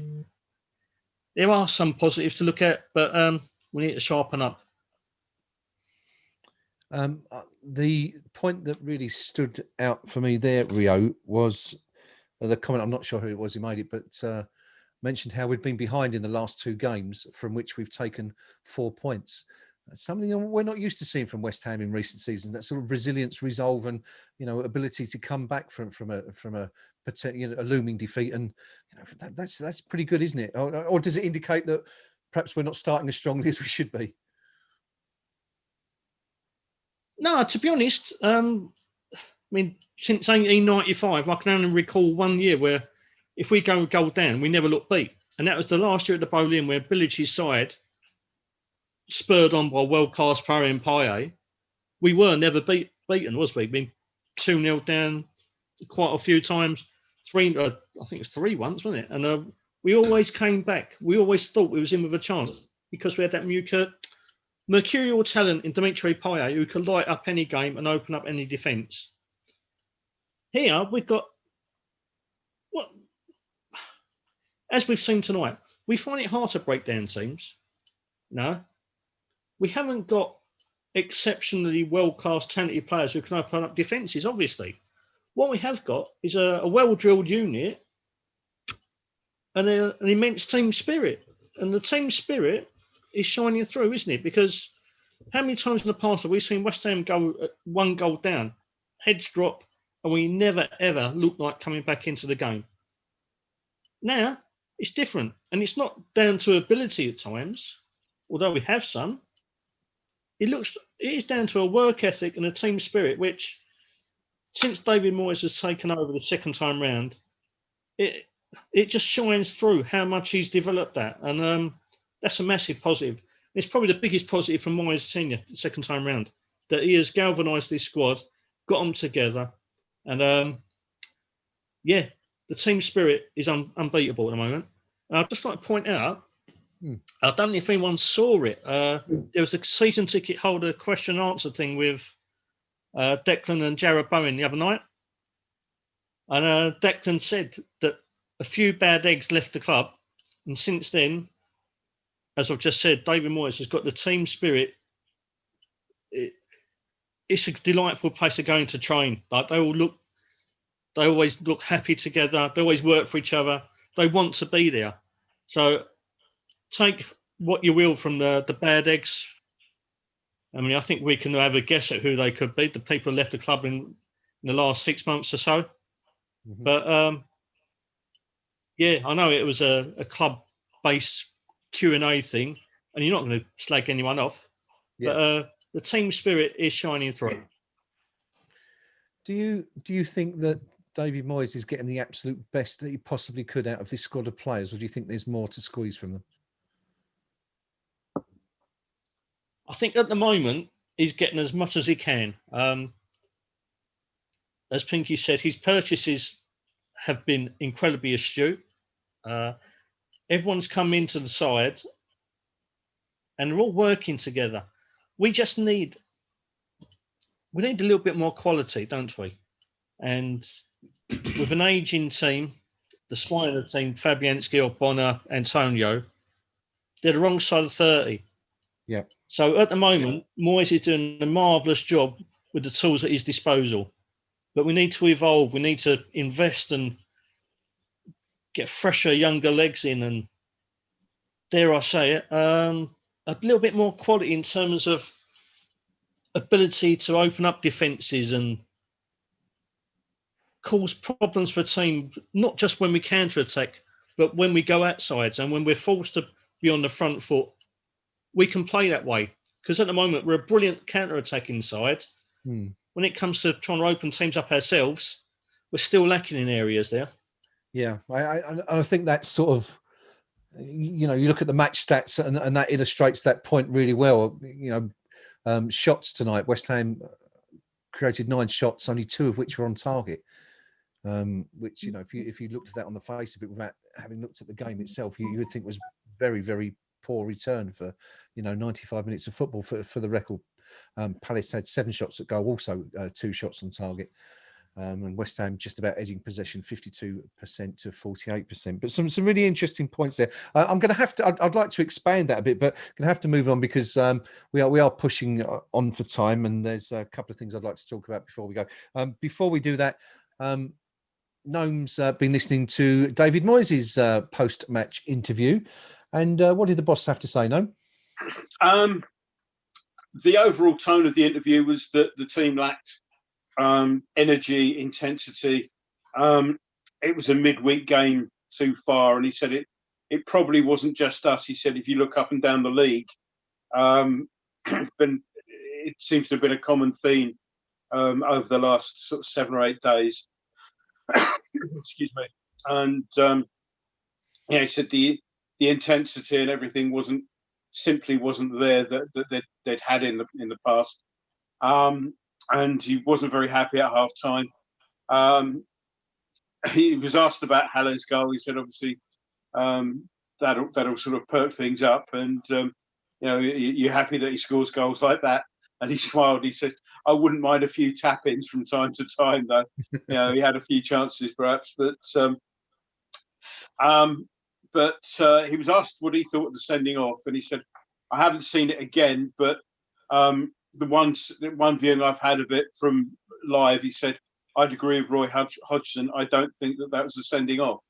I was a centre half. He said, I don't think that was a sending off myself. But he said, I would say I haven't seen it again. And he said, you knew how Palace were going to play after that. He said, they were going to be organised and make it difficult. And as I say, because we didn't have that intensity, we didn't create an awful lot. I didn't really see us creating something for the winner, but you've got to keep playing. You never know. And the final comment was, well, at the end of the day, he said, it's not the result we wanted, but it's not the result I was expecting at half time. So glass half full, I think, on that one. So that was the gist of that. Okay, excellent. Thank you, as always, Gnome, for listening out for those post-match comments. Always interesting to hear what the managers think in the immediate aftermath of the game, to see whether they've read it, in a similar fashion to those of us watching here at home. And I think it's fair to say, we're pretty much all in agreement with what the boss had to say there. On the point also there that, he said it was a game too far. It certainly seemed like that, didn't it? And, we're just mentioning the stats there. That's sort of borne out by the fact that there was only 16 shots and only 4 shots on target in the whole game for both teams combined. So, not the most eventful of matches, but, a decent point nonetheless for West Ham. We're going to wrap up fairly soon because it is a midweek evening, and as I always say, I'm aware that some of the guys have to get up very early, a lot earlier than I do in the morning. So we are going to wrap up very, very soon. I did want to talk about the goal and ask, whether or not that would be given as a free kick for dangerous play anywhere else on the pitch. But that's something we're going to have to discuss at a later time. The answer is no, because he was nowhere near anybody. Had there been a head there, then maybe. But there was nobody within 2 or 3 feet of his foot that it could have been dangerous to. There you go. End of. That point answered. Fantastic. Yeah. If only we could be through the points. Issa Diop, I wanted to speak about him in length and sort of discuss what's gone wrong there, but we haven't really got time to do that. So maybe we'll come to that in a future broadcast. I want to wrap up tonight, as we usually do, by looking ahead to our next fixture. And on paper, it's a tough one for West Ham. We travel to Stamford Bridge to face Chelsea next Monday. Of course, say it's a tough one on paper. We came away from there with 3 points last season. And that magical moment in which David Martin and Alvin Martin embraced in the stands after our third choice goalkeeper performed near heroics to help West Ham preserve their narrow advantage and take 3 points with a 1-0 win. But I'm expecting it to be a little bit more difficult possibly this year, Pinky. How do you see that one going next Monday night for the Hammers? Tough game. Another one. Yeah, I mean, a tough game, being no doubt about it, big spending Chelsea. I mean, Frank Lampard, he's spent an awful lot of money. But I have to say, he's the manager probably more under pressure of the two, because he spent that money and because his employer is someone that, unless you finish first, it's off to the gulag kind of approach at Chelsea. Roman, if you're watching, that was just a cheap gag. Don't actually pick up the phone and order anything. Clean your door handle before I go out, Pinky. Yeah, absolutely. I mean, it could, I'd be scared to put any aftershave on tomorrow in case they've actually put something in the bottle. But it'll be a tough game, and ultimately you say on the balance of power, if that's the right word, the two clubs over the last decade, a point would be good for us. A win would be fantastic. It'll be a battle. I mean, there's no doubt about it. But I've bigged him up all night tonight. You know, Declan Rice. Let's see what he can do next week. Yeah. You know, let's not so much what the loyalty's like, because that'd be a cheap shot at a very good player. But let's see him actually boss that game against top quality opposition. And can he really, really live up to the billing I've been giving him tonight? I think we can compete in the game, you know, provided we can get 11 players who stay fit on the field. Yeah, we saw tonight, Aaron Cresswell twists his ankle and we're all going, oh, crikey. Yeah, that's bad news straight away. And do you think if Chelsea had a player get injured next Monday night, that Frank Lampard's going to be sitting there going, oh, I'm out of options now? Yeah, he just go, bring me up the fourth or fifth reserve, you know, and that's the difference, and that's what you're up against. That's why I have a lot of sympathy for a lot of the managers now in what I call less well-funded clubs. Yeah. We've seen Slaven Bilic lose his job today. You can debate whether he's a good, bad, or indifferent manager, but what you can't debate is actually he was working for a club where there's been very little money to spend. You know, he's actually his marquee signing, Grady Diangana. Well, he was at that club last season. Where's the upgrade? And so Bilic loses his job. Meanwhile, young Frank Lampard hangs on to his happily at this point in time, having spent a huge amount of money. And you're thinking, this really is an unfair league. So for us next week, Chelsea will be favourites, but you never know. You know, we've turned them over plenty of times at the bridge in recent seasons. So I'll be hoping for at least a point. At least a point. Okay, good stuff. Thank you, Pinky, and as always for your contributions this evening. Gnome, yeah, Chelsea away, a fantastic result there last year. As Pinky's rightfully said, we've had some very, very good results there over the years. Of course, going back to Paolo Di Canio, scoring that worldie to win the game many, it must be 20 years ago now, actually, thinking about it. I'm all getting a bit old. How do you see it going next week? And do you think West Ham realistically have a chance of taking something from the game? I think we've got a very good chance of getting a point. I think they're on a hat trick of defeats at the moment. They're on a bad run, aren't they?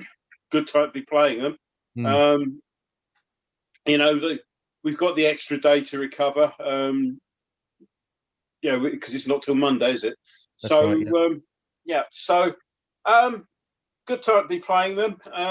Let's see who we've got available by then.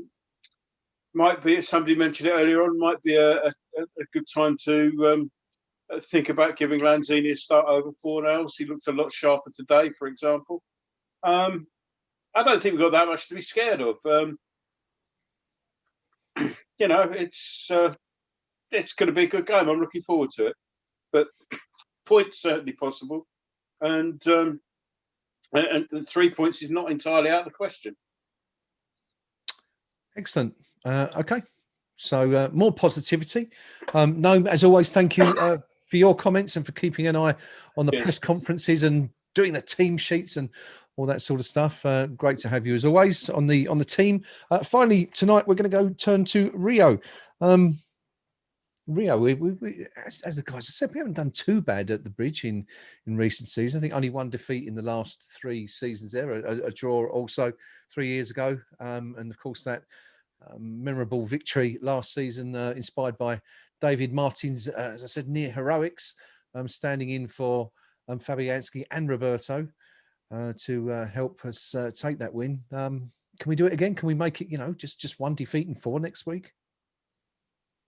Yeah, absolutely. I mean, there's nothing there to fear for me. Only Werner. I mean, Havertz hasn't really kind of kicked on and made his mark at Stamford Bridge yet. But we're away from home. We can hit on the counter.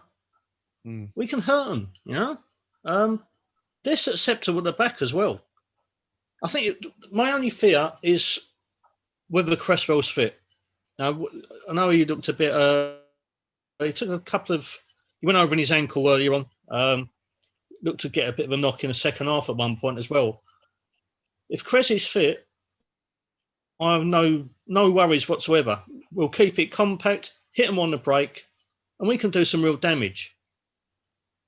You know, I mean, everyone was like kind of lauding Chelsea's potential title winners. I think the last couple of games have shown that their defensive frailties are there to be exploited, and we're creating enough chances, particularly away from home, to be able to hurt teams. And Chelsea aren't nothing to fear. You know, we've got a decent record, as we said, at the bridge for the last few years. There's no reason why we can't carry that on. I'll be happy with a point, but 3's there for the taking.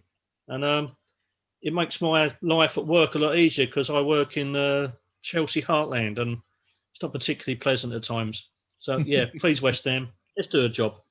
There you go, Hammers. If for no other reason, do it please for Rio next week and save him a little bit of earache from his work colleagues there. There's only a point, of course, between the two sides at the moment. Chelsea in 6th currently with 22 points from 13 games. West Ham now 21 points from 13 games. The Hammers remain in 7th place with that point tonight. And I suppose the roles will be reversed a little bit next week. It will be West Ham looking to hit on the attack, but of course, this is something we're very familiar with and have profited from very well this season so far. So fingers crossed. Let's hope we can go to Chelsea and continue to pick up points and keep the season going, because it's been a really decent start. We're a third of the way into the season already. That's gone quickly, and already 21 points on the board. So we need to keep the momentum going and hopefully get a result down at the bridge next week. As for tonight, that is just about it. From myself and the team, Rio and the Pink Palermo and Gnome. We do, of course, thank you for your company on the live stream, as we always do every week. We'd love to see your comments and get you engaging throughout the game and, after, just to see your thoughts, see what you thought of it. And tonight, it's been a decent performance from West Ham. We didn't quite escape to victory, but earned a decent point nonetheless against a well-drilled Palace side. As I say, led very well by Roy Hodgson, a wily old character who's got great experience of pulling off results as he did tonight. Not an awfully brilliant game to watch, only 4 shots on target, but as we said, another point for the Hammers as we keep moving on in what is a very, very unusual season. My thanks, as I said, to the team, to the viewers. If you enjoy what we're doing on the channel, please like and subscribe below if you haven't already done so. As we said, we'll be back on Monday night for West Ham United versus Chelsea, and we will see you all then. Until then, come on, you irons. No.